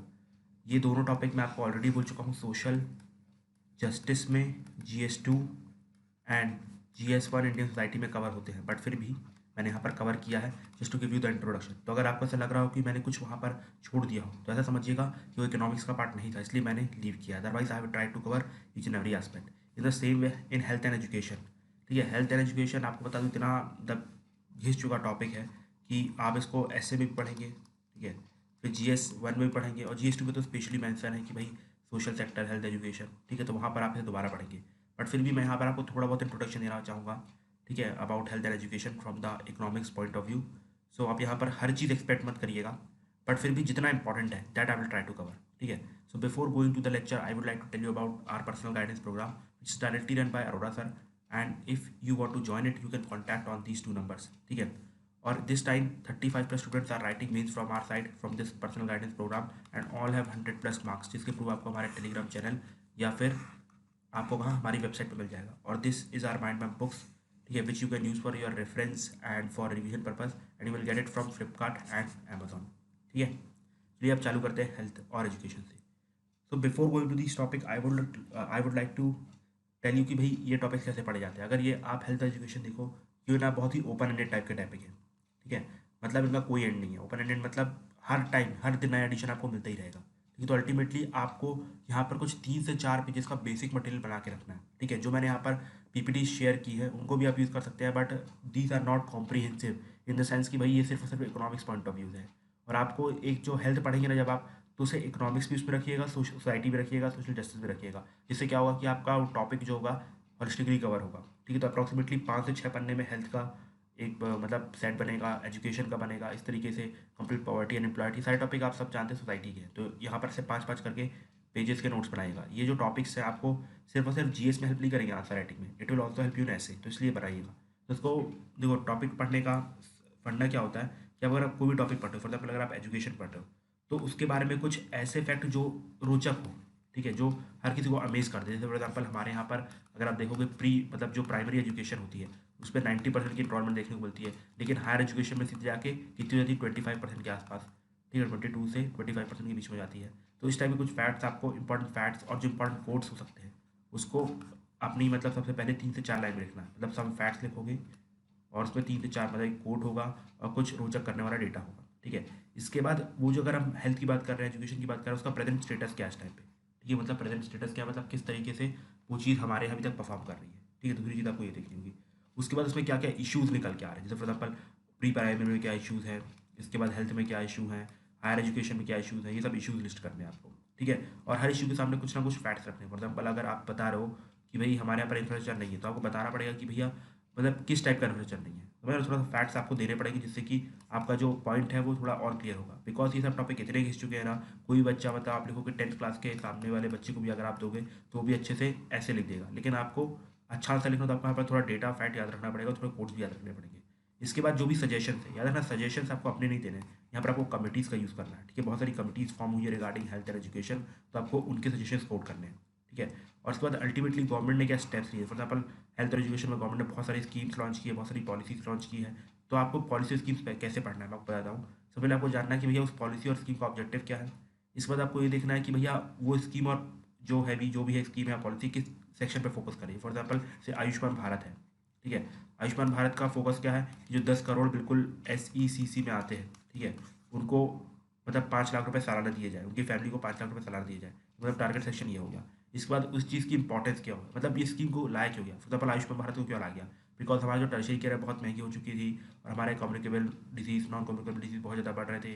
तो अल्टीमेटली गवर्नमेंट को सब स्कीम लानी पड़ी। फिर इसके बाद वो स्कीम फिल क्यों करेगी या अच्छे तरीके से इंप्लीमेंट क्यों नहीं हो रही, तो मतलब कुछ इश्यूज होंगे तो आपको बताना है। और अल्टीमेटली कुछ अगर कमेटी ने सजेशन दिए हैं तो उसको भी आपको 3-4 लाइन में लिख के रखना है। इस तरीके से आपको कोई भी पॉलिसी और स्कीम पढ़नी है under these topic. For example health and education में फॉर एग्जाम्पल आयुष्मान भारत हो गई, नेशनल हेल्थ पॉलिसी हो गई, आयुष मिनिस्ट्री हो गई। ठीक है, इन सब के बारे में आपको उस तरीके से पढ़ना है। ठीक है, और इसके बाद अल्टीमेटली क्या वे फॉरवर्ड आप देना चाहेंगे, आप अपना खुद का एक ऑप्टिमिस्टिक और positive and futuristic way forward दे सकते हैं। ठीक है, तो इस तरीके से आपको हेल्थ और एजुकेशन पढ़ के रखना है। ठीक है, अब याद रखना यहाँ पर मैं हॉलिस्टिकली तो चीज़ें नहीं पढ़ा सकता हूँ, बिकॉज मेरे पास भी टाइम कम है और this is not a part of economics. ठीक है, बट मैं इकोनॉमिक्स सेंस में आपको इतना कॉम्प्रिहेंसिव पढ़ाऊंगा कि आपको कहीं और देखने को नहीं मिलेगा। ठीक है, so this is my guarantee. तो let us begin with the education part. ठीक है, तो मैंने आपको बताया था कुछ चीज़ें आपको इंपॉर्टेंट वाली रखनी है। तो यहाँ पर आप देखो मैंने इस तरीके से रखा है कि भाई ये जो SDG 4 है, SDG 4 मतलब जो सस्टेनेबल डेवलपमेंट गोल 4 ये बोलता है कि भाई आपको 2030 तक सभी बच्चों को quality of education, equitable inclusive education ये सब प्रमोट करनी है। ठीक है, फैन ठिकाना बकवास की बात है, रट्टा मार लेना और टारगेट 2030 तक डाल देना। तो ये आपका एक अच्छा सा फैक्ट हो गया। ठीक है, इसके बाद भाई रोल ऑफ एजुकेशन क्या होता है in the life of the people. सबसे पहली बात तो एजुकेशन से क्या होता है, एजुकेशन से इंडिया की नॉलेज इकोनॉमी बढ़ेगी। जब नॉलेज इकोनॉमी बढ़ेगी तो R&D बढ़ेगी, मतलब रिसर्च एंड डेवलपमेंट बढ़ेगा। रिसर्च एंड डेवलपमेंट से आपके अंदर अच्छी टेक्नोलॉजी आएगी, टेक्नोलॉजी आएगी तो आपको इंडिया की जो कॉम्पिटिवनेस है, ठीक है, वो बढ़ना चालू होगी। ठीक है, और साथ ही साथ भाई कॉम्पिटिवनेस बढ़ेगी तो क्या होगा, आपके यहाँ पर ग्रोथ और डेवलपमेंट आएगा। किसकी वजह से आ रहा है, एजुकेशन की वजह से आ रहा है। तो अल्टीमेटली जब ग्रोथ एंड डेवलपमेंट आएगी तो उसका जो बेनिफिट है पुअर तक जाएगा, ट्रिकल डाउन करेगा और अल्टीमेटली हमारी जो पॉवर्टी है, इनइक्वालिटी से वो रिड्यूस होना चालू हो जाएंगी। तो ये हमारे यहाँ पर एजुकेशन का मतलब किसी भी सोसाइटी में एजुकेशन का सबसे बड़ा रोल होता है। सबसे पहले क्या होता है कि एजुकेशन से आप क्या करते हो, एजुकेशन से आप चीज़ों को सीखते हो। ठीक है, मतलब नई टेक्नोलॉजी का इन्वेंशन करते हो, R&D करते हो। ठीक है, जिसमें बहुत खर्चा होता है। उसके बाद आप उसको अप्लाई करते हो आपकी इकोनॉमी में। इकोनॉमी में अप्लाई करने से क्या होता है कि आपकी इकोनॉमी की ग्रोथ बढ़ती है। ग्रोथ बढ़ना मतलब प्रोडक्शन बढ़ना। जैसे फॉर एग्जाम्पल शुरू में हमारे यहाँ पर स्टीम इंजन नहीं थे, लेकिन किसी ने अच्छी एजुकेशन ली, मतलब चीज़ों को समझा, उस पर स्टीम इंजन बनाया, तो उससे क्या हुआ, ब्रिटिश इकोनॉमी का ग्रोथ एंड डेवलपमेंट हुआ। तो उसके बाद जो पैसे नीचे तक पहुंचने लगे ब्रिटिश पीपल तक, तो अल्टीमेटली जो क्या पॉवर्टी थी वो खत्म होने लगी, इनइक्वालिटी जो खत्म होने लगी। ठीक है, इस तरीके से एजुकेशन आपको किसी भी इंपॉर्टेंट इकोनॉमी में या किसी भी इकोनॉमी में अपना इंपॉर्टेंट रोल प्ले करती है। ठीक है, अब अगर आप कुछ इंपॉर्टेंट फैक्ट जानना चाहोगे इंडियन इकोनॉमी के बारे में या इंडियन एजुकेशन के बारे में, तो जब हमारे देश को आज़ादी मिली थी, ठीक है, 1947 में, तो उस टाइम पे सिर्फ और सिर्फ 12% लोग लिटरेट थे, सिर्फ और सिर्फ 12%। और आज के टाइम पे 2011 के सेंसस के हिसाब से 74% हमारे यहाँ पर लिटरेसी रेट आ चुकी है। मतलब बहुत ही अच्छा प्रोग्रेस किया है पिछले कई सालों में गवर्नमेंट ने, ठीक है। लेकिन अभी भी इस पर डिस्पैरिटी है। जैसे फॉर एग्जाम्पल जो मेल है, मेल की लिटरेसी रेट 82.1% की है, लेकिन जो फीमेल की लिटरेसी है वो 65.5% की है। कितनी है? 65.5% की है, ठीक है। लेकिन अभी भी ये जो हमने लिटरेसी रेट अचीव किया है पिछले 70 सालों में, वो इनफ नहीं है। क्यों? बिकॉज अभी वर्ल्ड का एवरेज ना 84% है। मतलब कि वर्ल्ड में आप कह सकते हैं हर जगह लगभग 84% पीपल लिटरेट है, और हमारे यहाँ अभी भी 74% बस है, ठीक है। मतलब वर्ल्ड एवरेज आप देख लो, वर्ल्ड एवरेज लिटरेसी रेट का 84% का है, ठीक है। और इंडिया के पास अभी मतलब अभी यूएन के हिसाब से सबसे बड़ी इलिटरेट पॉपुलेशन इंडिया के पास ही है। बिकॉज सिंपल सी बात है, हमारी जो पॉपुलेशन है वो भी बहुत बड़ी है। अगर फॉर एग्जांपल अगर आप ऑस्ट्रेलिया की पॉपुलेशन को और इंडिया की पॉपुलेशन को कंपेयर करें, जैसे फॉर एग्जांपल अगर मैं बोल रहा हूँ कि ऑस्ट्रेलिया में 1% से मतलब पॉपुलेशन बढ़ रही है, तो मतलब उनके 1 से 2 करोड़ लोग हैं, उनके 1-2% कितना होगा? लाखों में आएगा बस। हमारे यहाँ पर 130 करोड़ की पॉपुलेशन है, हमारा 1-2% भी कम से कम 10-12 करोड़ निकल जाता है, ठीक है। तो हमारे यहाँ पर इसलिए लिटरेट की जो पॉपुलेशन है बहुत ज़्यादा है, ठीक है। इसके बाद अगर हम डिस्पैरिटी की बात करें, मतलब रीजन वाइज बात करें, तो केरला में 93.91% की लिटरेसी रेट है, मतलब which is higher than the world average. World average is 84% होती है, ठीक है, और हमारे केरला में 93.9% है। और अगर सबसे जो कम लिटरेसी रेट है वो हमारे बिहार के स्टेट में है, ठीक है। It is even less than the female literacy rate. Female literacy rate 65.5% का है, और जो हमारा बिहार का लिटरेसी रेट है इट इज़ जस्ट 63.82%, ठीक है, 63.82%। तो आप देख सकते हैं कि हमारे यहाँ पर डिस्पैरिटी है, और वर्ल्ड एवरेज से पूरा इंडिया का एवरेज भी कम है, ठीक है। तो ये सब आपको कुछ इंपॉर्टेंट फैक्ट्स याद रखने पड़ेंगे, बिकॉज आपको जगह जगह ये कोड करने पड़ेंगे, ठीक है। अब इसके बाद अगर आप एजुकेशन की बात करो हमारे कॉन्स्टिट्यूशन के लेवल पे, कि भाई गवर्नमेंट ने अभी तक क्या किया है, तो एजुकेशन को आप जानते हो सब लोग कि भाई शुरू शुरू में ये स्टेट लिस्ट का पार्ट हुआ करता था। इस पर इंदिरा गांधी गवर्नमेंट ने उसे कॉन्करेंट लिस्ट में लाया, जिससे कि गवर्नमेंट बहुत सारी इसके लिए स्कीम्स लॉन्च कर रही है। फॉर एग्जाम्पल सर्व शिक्षा अभियान, राष्ट्रीय माध्यमिक उच्चतर शिक्षा अभियान, ठीक है, ये सब स्कीम लॉन्च की गई है। इसके बाद जो सबसे बड़ा माइलस्टोन था, ठीक है, एजुकेशन सेक्टर में, वो था आर्टिकल 21A। आर्टिकल 21A मतलब जिसमें राइट टू एजुकेशन प्रोवाइड किया गया था, और अल्टीमेटली इसको इम्प्लीमेंट करने के लिए राइट टू एजुकेशन एक्ट 2009 को इम्प्लीमेंट किया गया था, ठीक है। जिससे कि आप देखो शुरू शुरू में क्या था, जो एजुकेशन था ना, वो 6 to 14 ईयर्स तक के बच्चों की वो फ्री नहीं थी, ठीक है, वो फ्री नहीं थी। उसके लिए आपको पैसे चार्ज करने पड़ते थे, और अगर वो गवर्नमेंट के पास अगर पैसे तो वो आपको देगी नहीं, होगी तो नहीं देगी। अगर गवर्नमेंट आपको एजुकेशन प्रोवाइड नहीं कर पा रही तो you can not go to Supreme Court, ठीक है।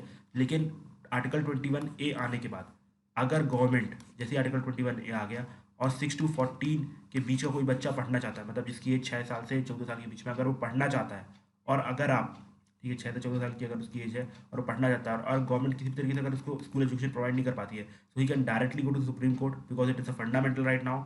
और इसके बाद, ठीक है, इसके बाद सुप्रीम कोर्ट गवर्नमेंट को आदेश दे सकती है, भाई आप इसके लिए स्कूल ओपन करवाओ, ठीक है। तो ये इंपॉर्टेंस है हमारे आर्टिकल 21 की। और उसके बाद बहुत सारी गवर्नमेंट ने रिसेंट में स्कीम्स लाई है हमारे एजुकेशन के लिए, ठीक है। एक चीज़ और मैं आपको बताना चाहूँगा, जो नई नेशनल एजुकेशन हेल्थ मतलब नेशनल एजुकेशन पॉलिसी आई है, it will take around 1 to 2 hour to discuss complete, बिकॉज मैं उसे मेंस के हिसाब से डिस्कस करूँगा, प्रीलिम्स के हिसाब से डिस्कस करूँगा। तो इसके ऊपर एक सेपरेट वीडियो आएगी, ठीक है, कंप्लीट 1 से 1.5 घंटे की वीडियो आएगी, उसको देख लेना। लेकिन इस जो लेक्चर सीरीज है मैं उसमें इंक्लूड नहीं करूँगा, वो अलग से मतलब टॉपिक रहेगा, नेशनल एजुकेशन पॉलिसी, वो अलग से आएगी, ठीक है। तो उसके लिए आपको थोड़ा सा वेट करना पड़ेगा इस सीरीज का कंप्लीट होने के बाद, फाइन। चलिए ठीक है, अब हम आ जाते हैं अपनी जो अभी भी चेंजेस हुए एजुकेशन में, ठीक है। जैसे फॉर एग्जाम्पल अगर आप देखेंगे शुरू शुरू में एजुकेशन थी जो वेलफेयरिस्टिक अप्रोच था, मतलब गवर्नमेंट के पास अगर पैसे तो गवर्नमेंट दे पा रही है, नहीं नहीं है तो नहीं दे पा रही। लेकिन अब राइट बेस्ड अप्रोच हो गया, मैंने आपको बताया आर्टिकल 21A, ठीक है। उसके बाद RTE एक्ट, ठीक है। इसके बाद शुरू शुरू में अगर आप देखो, जब शुरू शुरू में इंडिया बना था या 1980s 90s में, जो कंप्लीट हमारा फोकस था वो लिटरेसी बढ़ाने पे था, ठीक है, लिटरेसी बढ़ाने में और बेसिक एजुकेशन देने में। लेकिन अब हमारा फोकस टेक्निकल एजुकेशन और प्रोफेशनल एजुकेशन बढ़ाने में, मतलब अब हम इंजीनियर, डॉक्टर, साइंटिस्ट ये सब प्रोड्यूस करना चाहते हैं, बिकॉज ये सब इकोनॉमी को आगे लेके जाते हैं, ठीक है। और अब जो गवर्नमेंट है, जिस तरह गवर्नमेंट ने, अगर आप देखो कि प्राइमरी एजुकेशन में 90% से प्लस इनरोलमेंट रेशियो मतलब अचीव कर लिया। फॉर एग्जाम्पल अगर इंडिया में 100 बच्चे हैं तो उसमें से 90 बच्चे प्राइमरी स्कूल को अटेंड करते हैं, ये गवर्नमेंट ने अचीव कर लिया। अब गवर्नमेंट चाहती है कि भैया यही सेम रेशो वो लोग सेकेंडरी एजुकेशन में भी लाए, मतलब यही अगर 9 से 12 में भी बच्चे मतलब 90% बच्चे स्कूल में जाए, तो इसकी तरफ गवर्नमेंट आगे अग्रसर है। और साथ ही साथ गवर्नमेंट हायर एजुकेशन को थोड़ा सा बदलना चाहती है, इसको थोड़ा सा जॉब ओरिएंटेड बनाना चाहती है, ठीक है। अब हम देखेंगे कैसे। अब अल्टीमेटली हम आ जाते हैं अपनी फॉर्मल एजुकेशन में, ठीक है। अब हमारा जो एजुकेशन है it is actually categorised into 3 parts. एक आता है प्री स्कूल, ठीक है, प्री स्कूल, जो कि आप कह सकते हैं 0 से 6 ईयर्स तक रहती है। इसके बाद तीसरे नंबर पर आ जाती है कौन सी, हमारी फॉर्मल स्कूलिंग, ठीक है, जो फर्स्ट क्लास से 12th क्लास तक चलती है 6 to 14। और उसके बाद आप कह सकते हैं आ जाती है हमारे सामने हायर एजुकेशन, ठीक है, मतलब इसमें आप थोड़ा सा किसी सेकेंडरी भी और जोड़ें, इसके बाद मतलब रही मतलब हायर एजुकेशन, ठीक है, मतलब जो कॉलेज वाला जाता है, यहाँ पर सीनियर सेकेंडरी एजुकेशन सब जुड़ा हुआ है, ठीक है, इस सेक्शन में। तो अब देखो हमारे पास जो प्री स्कूलिंग है, this is not a part of formal education, मतलब government is not bound to provide you pre schoolings, ठीक है। आपको बता दूं, आप यहाँ पर देखोगे हमारा जो RTE एक्ट है, ठीक है, RTE एक्ट जो 2009 है, वो 6 ईयर्स से लेके 14 ईयर्स तक एप्लीकेबल होता है भाई, मतलब 0 से 6 ईयर्स तक की गारंटी सरकार ने ले ली है, ठीक है। आप देखोगे हमारा जो स्कूल एजुकेशन है उसे एक्चुअली 4 पार्ट पे कैटेगराइज किया गया। पहला आता है प्राइमरी एजुकेशन, फिर आता है अपर प्राइमरी एजुकेशन, फिर आता है सेकेंडरी एजुकेशन, फिर आता है हायर सेकेंडरी एजुकेशन। देखो जो लोअर प्राइमरी एजुकेशन है, प्राइमरी एजुकेशन है, फर्स्ट से फिफ्थ तक चलता है। फिर जो अपर प्राइमरी एजुकेशन है वो 6 to 8 तक चलता है। इसके बाद लोअर सेकेंडरी एजुकेशन चलता है 9 to 10 क्लास, और उसके बाद हायर सेकेंडरी एजुकेशन चलता है क्लास 11 से क्लास 12। तो सिर्फ गवर्नमेंट ने इतना ही बस इंश्योर किया आपके लिए फ्री में, ठीक है। इसके बाद जो हायर एजुकेशन कॉलेज की पढ़ाई है, अगर आपके पास पैसे तो आप पढ़ सकते हो, नहीं तो नहीं पढ़ सकते। इसके रिगार्डिंग सुप्रीम कोर्ट ने जजमेंट दी थी कि भैया सिर्फ गवर्नमेंट इतना ही इंश्योर कर सकती है, तो इतना ही इंश्योर करेगी, आगे हम गवर्नमेंट को आदेश नहीं दे सकते। और जो 0 to 6 ईयर तक है वो आपका एजुकेशन में काउंट नहीं किया जाता। मैं आपको फिर से बता दूं, 0 to 6 ईयर जिसे आप प्ले स्कूल बोलते हैं, वो गवर्नमेंट में काउंट नहीं किया जाता है, ठीक है, वो गवर्नमेंट में काउंट नहीं किया जाता है, इसको ध्यान रखिएगा, ठीक है। सो अल्टीमेटली आपके हल्के से बेसिक्स क्लियर होंगे, अगर कुछ डाउट्स रहे होंगे तो, कि भाई ये 0 से 6 तक हमारी गवर्नमेंट का एजुकेशन नहीं आता, 6 to 14 तक बस आता है, उसके बाद हायर एजुकेशन अगर आपके पास पैसे तो पढ़ लेगा, ठीक है। चलिए अब चालू करते हैं। तो सबसे पहले आप देख सकते हैं कि भाई प्री स्कूल की इंपॉर्टेंस क्या है किसी की भी लाइफ में। देखो प्री स्कूल की इंपॉर्टेंस ये है, दो इंपॉर्टेंस है। सबसे पहली बात तो जो बंदा है, जो बच्चा रहता है, उसको एजुकेशन की वैल्यू समझ में आती है, ठीक है, उसे स्कूल जाना अच्छा लगता है, तो फ्यूचर में वो अपने आप को ड्रॉप आउट नहीं करना प्रेफर करेगा, मतलब वो स्कूल से बाहर नहीं जाना चाहेगा। मतलब कुछ अपने दोस्त बनते हैं, अपने आप में फिजिकली स्ट्रांग होता है, इमोशनली स्ट्रांग होता है, सोशली स्ट्रांग होता है, मेंटली स्ट्रांग होता है। और साथ ही साथ एक तरीके से फॉर्मल जो स्कूलिंग होती है उससे पहले का हल्का सा शो डाउन होता है यहाँ पर, तो बच्चा खुद में समझदार हो जाता है। जैसे फॉर एग्जाम्पल अभी मेरी भांजी है, ठीक है, she is in pre school, लेकिन अगर मैं मुझसे पूछता हूँ कि बेटा स्कूल जाना चाहते हो नहीं जाना चाहते हो, तो हमेशा बोलती है मुझे स्कूल आगे पढ़ना है। मतलब सोचो, ये बंदे लोग 5 साल की उम्र में ही इतना सीख जाते हैं, और हम तो भाई स्कूल ही नहीं जाना चाहते थे, ठीक है। तो ये जो प्री स्कूल का ये फ़ायदा होता है, बिकॉज हम हमारे टाइम पे प्री स्कूलिंग थी नहीं, ठीक है, तब हमने प्री स्कूलिंग की नहीं, नाम के लिए बस प्री स्कूलिंग की है। ये KG1 KG2 ये सब तो बकवास हुआ करता था, बस बैठाते थे और भेज दिया करते थे। बस स्कूल में मुझे यही याद है, मैंने आवाज़ प्री स्कूल तो भाई लंच होता था, लंच खाया करते थे, बस इतना ही ध्यान है मुझे तो। तो उस तरीके से आप देख सकते हैं कि काम चलता है, ठीक है। इसके बाद अगर आप आगे की बात करते हैं, तो वही मैंने आपको ऑलरेडी बता दिया हूँ कि RTE एक्ट में प्री स्कूलिंग का कोई मेंशन नहीं, तो ultimately government is not responsible for providing pre school education. लेकिन आपने देखा कि प्री स्कूल का बहुत बड़ा मतलब इंपॉर्टेंस है, कि अगर आप देखो कि बच्चे ड्रॉप आउट क्यों कर जाते हैं, बिकॉज उन्होंने प्री स्कूलिंग ली नहीं है, ठीक है। उन्होंने उनको मतलब ये पता ही नहीं कि स्कूलिंग का क्या फ़ायदा है, फॉर्मल स्कूलिंग का क्या फ़ायदा है, ठीक है, फिजिकली स्ट्रॉन्ग होना क्या होता है, इमोशनली स्ट्रॉन्ग होना क्या होता है, सोशली स्ट्रॉन्ग होना क्या होता है, ये कंप्लीट एक्टिविटीज़ क्या होती है, ये सब बच्चों ने सीखा ही नहीं है। तो गवर्नमेंट को अपनी जो पॉलिसी फ्लॉ था वो समझ में आ गई थी, भई हमने तो गलती कर दी, हमें 0 to 6 भी प्री स्कूलिंग में डालना था। तो अल्टीमेटली उसको इंश्योर करने के लिए गवर्नमेंट ने एक पॉलिसी लेके आया जिसका नाम था national early childhood care and education policy, ठीक है। और इस पॉलिसी को मतलब इम्प्लीमेंट करने का जो मौका दिया गया वो दिया गया ministry of women and child development, ठीक है, ministry of women and child development. और उस मिनिस्ट्री ने एक प्रोग्राम लॉन्च किया जिसको कहा गया ICDS, मतलब इंटीग्रेटेड चाइल्ड डेवलपमेंट सर्विस। अब यहाँ पर 6 सर्विसेज दी जाती है अंडर ICDS। कौन कौन सी है? सबसे पहले आती है सप्लीमेंट्री न्यूट्रिशन, ठीक है, सबसे पहले आती है सप्लीमेंट्री न्यूट्रिशन। अगर आप देखेंगे, अगर आप आंगनबाड़ी से जुड़े हैं, ठीक है, मतलब ये जो आपको ये जो दी जाएगी ICDS, तो आपको अगर आपको पैसे सिंपल सी होता है कि आप प्राइवेट स्कूल चले जाओ, प्ले स्कूल में सब कुछ आपको मिल जाएगा, ठीक है, एक चीज़ ये आती है। लेकिन गवर्नमेंट चाहती है कि हर बच्चा, गरीब बच्चा भी हमारी प्री स्कूल एजुकेशन ले, तो उसके लिए गवर्नमेंट ने आंगनबाड़ी खोली है, ठीक है, आंगनबाड़ी खोली है। वहाँ पर आपको 6 चीज़ें मिलती हैं। सबसे पहले आपको मिलता है सप्लीमेंट्री न्यूट्रिशन, ठीक है, उसके बाद हेल्थ एजुकेशन मिलती है वहाँ पर आपको, ठीक है, हेल्थ चेकअप्स मिलते हैं। Pre school non formal education, मतलब जो आपको पहाड़े वहाड़े सिखाए जाते हैं, थोड़े बहुत 2 एकम 2 दूनी 4 सिखाया जाता है। इसके बाद आपको इम्यूनाइज किया जाता है वहाँ पर, जो भी आपको रूबेला के इंजेक्शन लगने, ये लगना, वो लगना, सब कुछ लगेगा। और साथ ही साथ कुछ बहुत सारी रेफरल सर्विसेज दी जाती है। तो ICDS के अंदर आपको पूरी तरीके से मतलब प्री स्कूलिंग जो है, जो प्राइवेट स्कूल में प्ले स्कूल मिलती है, वो सब आपको ICDS के थ्रू, आंगनबाड़ी के थ्रू प्रोवाइड करने की कोशिश की जाती है। लेकिन आप सब जानते हो भैया आंगनबाड़ी हर जगह अवेलेबल नहीं है, आंगनबाड़ी हर जगह अवेलेबल नहीं है। तो उसके लिए गवर्नमेंट ने क्या किया है कि बहुत सारे जो मतलब रीजन है जहाँ पर प्राइवेट स्कूल है, सरकारी स्कूल है, वहीं पर एक छोटी सी आंगनबाड़ी टाइप खोल दिया है और उसमें एक दो बंदों को रख दिया। ठीक है, समझ में आया? इस तरीके से हमारी प्री स्कूलिंग होती है। लेकिन अगर pre schooling is not a part of our formal education. Of हमारी फॉर्मल एजुकेशन क्या है? Primary, upper primary, secondary, higher secondary. लेकिन जो नई नेशनल एजुकेशन पॉलिसी आई है उसमें, नई नेशनल एजुकेशन पॉलिसी में प्री प्राइमरी को भी इंक्लूड कर दिया गया है। ठीक है, वो हम आगे पढ़ेंगे। देखो, अभी हमारा बैकग्राउंड जानना जरूरी है, इसलिए मैं इसी को चेंज नहीं कर रहा हूँ। ठीक है, आप अभी समझो कि हमारे सामने कोई एजुकेशन पॉलिसी आई नहीं है। अब जब मैं वीडियो वो लेके आऊँगा 1 से 1.5 घंटे की, तब आपके सामने एजुकेशन पॉलिसी आएगी। लेकिन अभी तक आपने जो भी पढ़ा है एजुकेशन पॉलिसी सब भूल जाओ। अभी जो बता रहा हूँ उसको पढ़ो। देखो, अगर बस बैकग्राउंड नहीं होगा ना, जैसे आपने देखा कि यहाँ पर हमारे सामने एक पॉलिसी फ्लॉ था कि भैया हमने 6 to 14 तक के बच्चों को बच रखा। अब इसका जो इंप्रूवमेंट आया नेशनल एजुकेशन पॉलिसी में आएगा, तो आप इसको बैकग्राउंड दे सकते हो यार कि भैया पहले हमारा एजुकेशन स्ट्रक्चर ऐसा था, अब ऐसा हो गया। ठीक है, इसलिए अभी आप ऐसे ही चलो। ठीक है, इसको बदलने की कोशिश मत करना। अब मैं नेशनल एजुकेशन पॉलिसी आगे क्लियर करूँगा। ठीक है, और अगर आप हमारे यहाँ पर जो कंप्लीट मैंने स्कूलिंग आपको बताई, मतलब जो फॉर्मल स्कूलिंग होती है प्राइमरी में, अपर प्राइमरी, सेकेंडरी और हायर सेकेंडरी, ये मैंने आपको एक्सप्लेन कर दिया कि किस किस क्लास से कौन कौन सी होती है। ठीक है, अभी इसको रटना मत, बिकॉज आप जानते हो कि अब नया स्ट्रक्चर आ गया है, उसमें प्री स्कूल भी इंक्लूड है, मतलब वो 5 लेवल पे हो गया, प्री प्राइमरी और उसके बाद ये जो 4 लेवल है हमारे सामने। ठीक है, तो उसको रटना, इसको रटना मत। लेकिन अभी आप बताओ कि भाई भले पॉलिसी आ गई है तो क्या एकदम से इंप्रूवमेंट आ जाएगी? नहीं, अभी भी वही प्रॉब्लम स्कूल एजुकेशन में बनी रहेगी। तो हम देखते हैं कि ये जो हमारे सामने स्कूल एजुकेशन है उसका किस टाइप का प्रेजेंट स्टेटस है, मतलब क्या क्या उस एजुकेशन में चल रहा है। सबसे पहले अगर मैं आपको बताऊं कि वहाँ पर भी हमारे सामने जो ग्रॉस इनरोलमेंट रेशो है, जो ग्रेड 6 से 8 के बच्चों में है, वो 90.9% का, मतलब काफ़ी अच्छा है। लेकिन जैसे ही आप 9 to 10 और क्लास 11 to 12 जाते हो, वो घट के 65%, 79.3% तक गिर जाता है, मतलब एकदम से 20 से 30% की गिरावट आ जाती है। ठीक है, आप आपको पता है इसका रीज़न क्या है? इसका मेन रीज़न है मिड डे मील स्कीम। ठीक है, आपको बता दूं, काफ़ी जो बच्चे हैं वो मिड डे मील स्कीम के चक्कर में 1st to 8th क्लास तक स्कूल जाते हैं, बिकॉज वहाँ पर हॉट एंड कुक्ड फूड मिलता है। हमारे यहाँ पर एक पेइंग गेस्ट है, she also work as a that cook in mid day meal scheme. तो क्या करती है, मतलब बताती है कि हम लोग अपना जो घर का जो भी गेहूँ, राशन, चावल रहता है वो सब फ्री में ले आते हैं, और वो पिछले ऐसा 7 से 8 साल से कर रहे हैं। सोचो, उनके यहाँ पर मतलब राशन नहीं लाना पड़ता।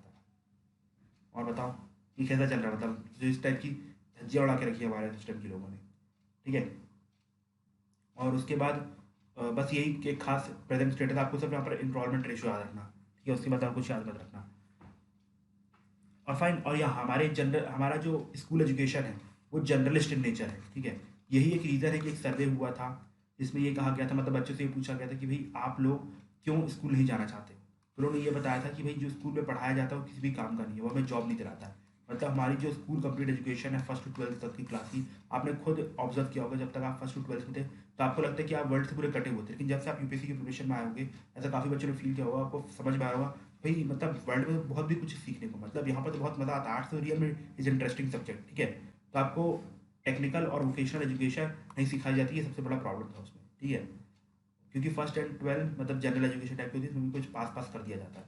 ठीक है, सो अल्टीमेटली आप कह सकते हैं कि ये रीज़न था हमारे यहाँ प्रेजेंट स्टेटस होने का, मतलब हमारा एजुकेशन ख़राब क्यों है। और साथ ही साथ आपको एक चीज़ और बता दूँ, जो एसर की रिपोर्ट ये भी बोलती है कि हमारे यहाँ पर जो 3rd क्लास तक के बच्चे हैं, ठीक है, वो सिंपल कैलकुलेशन, मतलब आप कह सकते हैं 1+2, 3+2, 1-2, ये सब नहीं कर सकते हैं। सिंपल जो मतलब फाउंडेशनल लिटरेसी और न्यूमरेसी है वो नहीं कर पाते हैं। ठीक है, अब इन टोटल ऐसी जो प्रेजेंट स्टेटस है उसका इश्यूज़ क्या है, मतलब क्या उसके रीज़न है कि हमारे यहाँ पर इस तरह की प्रॉब्लम सॉल्व नहीं हो रही। सबसे पहले तो इनएडिक्वेट पब्लिक फंडिंग। आप सब जानते हो गवर्नमेंट 2% से भी कम खर्चा करती है एजुकेशन सेक्टर में, और जिसमें स्कूल एजुकेशन में बहुत ही कम पैसा आता है। ठीक है, इसके बाद हमारे यहाँ पर स्कूल इंफ्रास्ट्रक्चर नहीं है। ठीक है, काफ़ी स्कूल ऐसे हैं जहाँ पर टॉयलेट भी नहीं है, और टॉयलेट ना होने का इम्पैक्ट सबसे बड़ा पड़ता है गर्ल्स के ऊपर। ठीक है, गर्ल्स को टॉयलेट की ज़रूरत पड़ती है, उनको पीरियड्स होते हैं तो उनको टॉयलेट की ज़रूरत पड़ती है। तो अल्टीमेटली होता क्या है कि अगर आप सबने, आपके पास अगर ये अवेलेबल नहीं होंगे तो गर्ल्स फिर कैसे टॉयलेट यूज़ करेंगे, कैसे अपने आपको हाइजीनिक रखेंगे। Ultimately they prefer to stay in the homes. ठीक है, इन देयर ओन होम्स। इसके बाद अब भैया बहुत सारी बॉडीज़ हैं which are controlling the school education. ठीक है, और जिसे तो कोऑर्डिनेशन नहीं हो पाता, कोऑर्डिनेशन नहीं हो पाता तो अल्टीमेटली हमारे यहाँ पर कोई गवर्नेंस स्ट्रक्चर डेवलप नहीं हो पाता है। ठीक है, इसके बाद इनएडिक्वेट टीचर ट्रेनिंग, बस टीचर को रिक्रूट कर लिया जाता है, कोई ट्रेनिंग ट्रेनिंग नहीं होती है, ऊपर से उसके ऊपर कोई भी रिस्पॉन्सिबिलिटी नहीं होती है। बस ये रिस्पॉन्सिबिलिटी रहती है कि भैया आप लोग स्कूल पे आ रहे हो कि नहीं आ रहे हो, भैया आपका आउटकम कैसा है बच्चों का वो तो आप दिखाई नहीं रहे हो। ठीक है, उसके बाद वोकेशनल एजुकेशन हमारे यहाँ पर स्कूल एजुकेशन में है नहीं, मैंने आपको पहले ही बताया था। और उसके बाद अगर बच्चे खुद की इंडियन लैंग्वेज में पढ़ना चाहते हैं, फॉर एग्जाम्पल अगर मराठी वाला मराठी में पढ़ना चाहता है, हिंदी वाला हिंदी में पढ़ना चाहता है, तो अभी तक आपने ऐसा लिटरेचर भी डेवलप नहीं किया है जो इंग्लिश से मराठी में बहुत ही अच्छा हो। ठीक है, मतलब ऐसे ऐसे वर्ड्स रहते हैं कि भैया बड़े बड़े स्कॉलर को समझने में धज्जियाँ उड़ जाएंगी। ठीक है, तो ये सब हमारे यहाँ पर स्कूल एजुकेशन के इशूज़ हैं। इसके बाद हम वे फॉरवर्ड क्या दे सकते हैं? सबसे पहला वे फॉरवर्ड तो ये है कि आप करिकुलम को चेंज करो।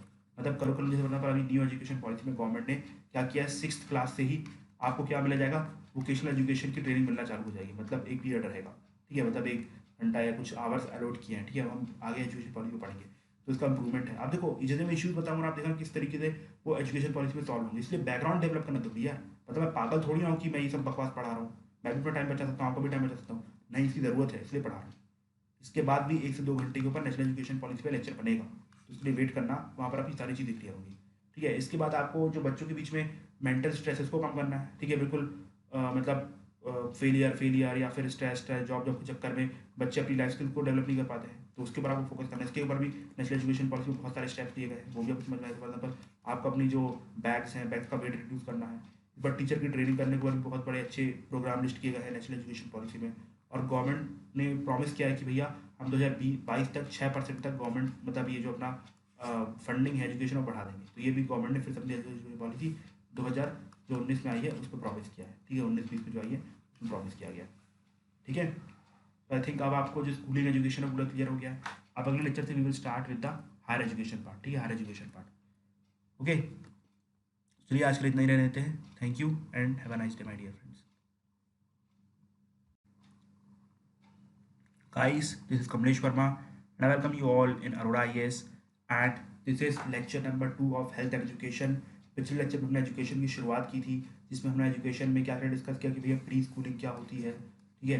प्री स्कूलिंग के बाद हमने डिस्कस की कि भैया उसमें क्या क्या इशूज़ है, फिर आरटी में क्या क्या इशूज़ है वो भी हमने थोड़ा सा डिस्कस किया था। Then we have discussed about the complete formal school education which is from 1st to 12th। उसमें जो भी इश्यूज़ थे हमने डिस्कस किए, क्या वे फॉरवर्ड हो सकता था वो डिस्कस किए, और कैसा प्रेजेंट स्टेटस है, कितनी इनरोलमेंट रेशियो है, वो सब हमने अच्छा डिस्कस किया था अपनी प्री प्राइमरी एजुकेशन में, ठीक है, प्री स्कूल में और कंप्लीट अपनी जो फॉर्मल एजुकेशन है उसमें, ठीक है। और आज हम चालू करने जा रहे हैं हायर एजुकेशन, ठीक है। Higher education is quite important, इसको ध्यान से समझना, ठीक है। Let us begin with the higher education. तो मैं आपको बता दूं कि भाई जो हायर एजुकेशन है it is responsibility of both, central government की भी रिस्पॉन्सिबिलिटी है, साथ ही साथ स्टेट गवर्नमेंट की रिस्पॉन्सिबिलिटी है। इसलिए अगर आप देखोगे तो आपको आपके स्टेट में क्या देखने को मिलता है, स्टेट कॉलेजेस देखने को मिलते हैं, ठीक है, ठीक है। उसी प्रकार से आपको बहुत सारी सेंट्रल यूनिवर्सिटीज़ देखने को मिलती है, ठीक है।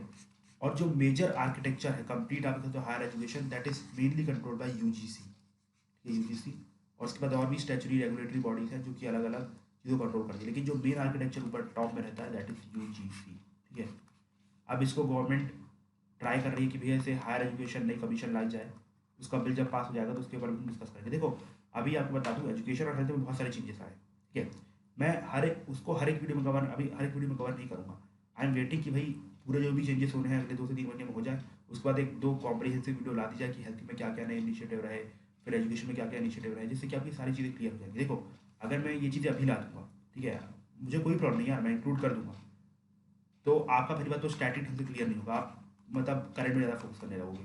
और मैं चाहता हूँ आप स्टैटिक पे अभी ज़्यादा फोकस करो, तो आपने देखा कि स्टैटिक की वैल्यू बढ़ रही है, ठीक है। तो आप स्टैटिक पे जो भी फोकस है बेस है उस पर फोकस करो। उसके बाद जैसे ही फॉर एग्जाम्पल 1 से 1.5 महीना प्रीलिम्स भी बचेंगे, तो जो भी करंट अफेयर्स हुआ रिगार्डिंग हायर एजुकेशन और कंप्लीट एजुकेशन एंड हेल्थ वो मैं पूरा एक वीडियो में सम्मिलित करूँगा। फॉर एग्जाम्पल जैसे अपनी नेशनल एजुकेशन हेल्थ पॉलिसी और जो भी चीज़ें हैं वो सब कवर कर दूँगा, ठीक है। समझ में आया? Okay okay, very good. क्या हो गया? सो उसके लिए वेट करना, ठीक है। और जो भी नए रिफॉर्म्स हैं सब डिस्कस किए जाएंगे, आप टेंशन मत लो, कुछ भी छोड़ा नहीं जाएगा, राइट। सो अल्टीमेटली मैंने क्या बताया कि भैया हमारा जो हायर एजुकेशन है उसे सेंटर और स्टेट गवर्नमेंट दोनों कंट्रोल करते हैं, ठीक है। इसलिए आप देखोगे बहुत सारी यूनिवर्सिटीज़ हैं, कॉलेज है, स्टेट कॉलेज है, सेंट्रल गवर्नमेंट कॉलेज है, यूनिवर्सिटी अंडर सेंट्रल गवर्नमेंट। इसके बाद UGC is at the top of the upon higher education system, ठीक है। अब यहाँ पर आप देखो कि हमारे पर इश्यूज क्या कौन से हायर एजुकेशन में, ठीक है। सबसे पहला इशू है कि भैया हमारा जो इनरोलमेंट रेशियो है वो ड्रास्टिकली रिड्यूस हो जाता है as compare to primary education. अगर मैंने आपको बताया था पिछले लेक्चर में कि हमारे यहाँ पर प्राइमरी एजुकेशन 6 to 8 क्लास या फिर आप 1st to 5th क्लास तक देखें तो इसमें लगभग 90% आपको इनरोलमेंट रेशियो देखने को मिलता है। लेकिन यहाँ पर ऑटोमेटिकली घट के देखो कितना 25.8% हो गया, जो 25.8%, ओके। और वर्ल्ड का एवरेज 33% का है, हमारा देखो कितना कम है एज कम्पेयर टू दैट, ठीक है। इसके बाद अगर आप देखोगे तो हमारे यहाँ जो इंस्टीट्यूशंस हैं, ठीक है, अगर पिछले कुछ सालों में जो इंस्टीट्यूशंस की जो मात्रा है बहुत ज़्यादा बढ़ी है। फॉर एग्जाम्पल यूनिवर्सिटीज़ हैं वो 903 मतलब 903 में से जो 2017-18 में थी, अब बढ़ के 1993 हो गई, मतलब 993 हो गई है। ठीक है, 993 हो गई, मतलब आप कह सकते हैं धीरे धीरे जो हायर एजुकेशन है वो बढ़ रहा है। साथ ही साथ अगर आप देखोगे हमारे यहाँ जो गैप है, जो जेंडर गैप है, वो भी थोड़ा सा रिड्यूस हुआ है। तो फॉर एग्जाम्पल कि 51.3% 36% मेल्स हायर एजुकेशन में पार्ट लेते हैं और 48.6% फीमेल हायर एजुकेशन में पार्ट लेती है।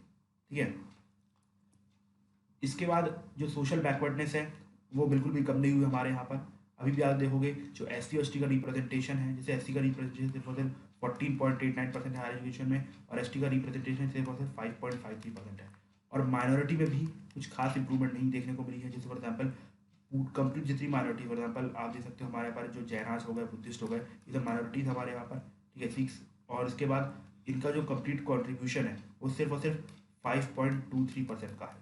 ठीक है, 5.23% का है।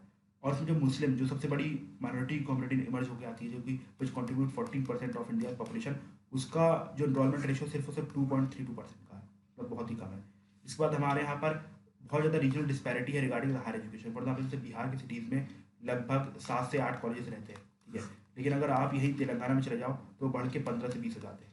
ठीक है, एक रीजन में तो बहुत ज़्यादा रीजनल डिस्पैरिटी आपको देखने को मिलेगी। इसके बाद ये जो कंप्लीट हमारी हायर एजुकेशन है ना, वो ब्यूरोक्रेटिक जंगल से फंसी हुई है। मतलब यहाँ पर कोई अकाउंटेबिलिटी नहीं है, कोई ट्रांसपेरेंसी नहीं है, कोई प्रोफेशनलिज्म नहीं है, और बहुत ही आउटडेटेड टीचिंग मेथड यूज़ किए जाते हैं। ओवर सेंट्रलाइजेशन है, जिससे कि इनकी गवर्नेंस इंप्रूव नहीं हो पाती है, और इसलिए हमारे पास फॉरेन एजुकेशन के जो स्टूडेंट है वो आना प्रेफर नहीं करते हैं।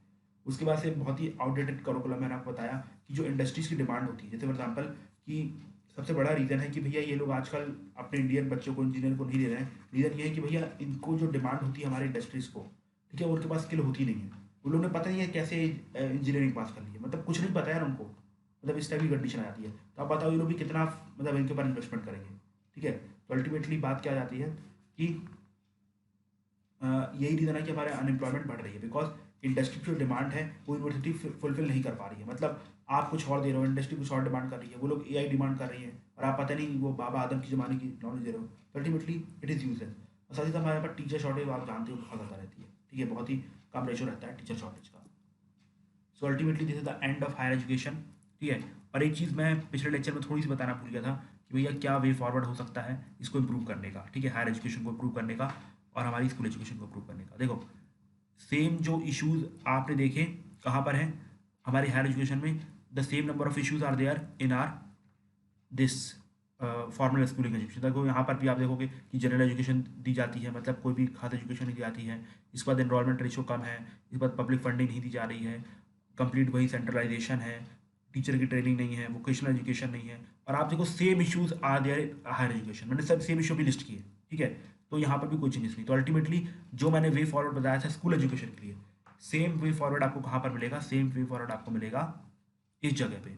ठीक है, हमारे स्कूलिंग एजुकेशन में, कि भैया गवर्नमेंट को अपनी फंडिंग बढ़ानी चाहिए, गवर्नमेंट को करिकुलम चेंज करना चाहिए, ऐसा करिकुलम होना चाहिए जो कि हेल्प करे किसमें, जो कि हेल्प करे इंडस्ट्रीज़ की रिक्वायरमेंट को फुलफिल करने में। इसके बाद टीचर की ट्रेनिंग होनी चाहिए, और टीचर का जो रेशियो है एज कम्पेयर टू स्टूडेंट वो बढ़ना चाहिए। इसके बाद आप सब जानते हो हायर एजुकेशन में जॉब की अटेंडेंस रहती है, तो और मेंटल स्ट्रेस आपको कम करना पड़ेगा। इसके बाद जो RT है उसको आप कह सकते हैं कि सिर्फ और सिर्फ 6 to 14 तक के बच्चों को नहीं रखा जाए, उसको हायर एजुकेशन को भी इंक्लूड किया जाए, साथ जो प्री प्राइमरी एजुकेशन है उसको भी इंक्लूड किया जाए।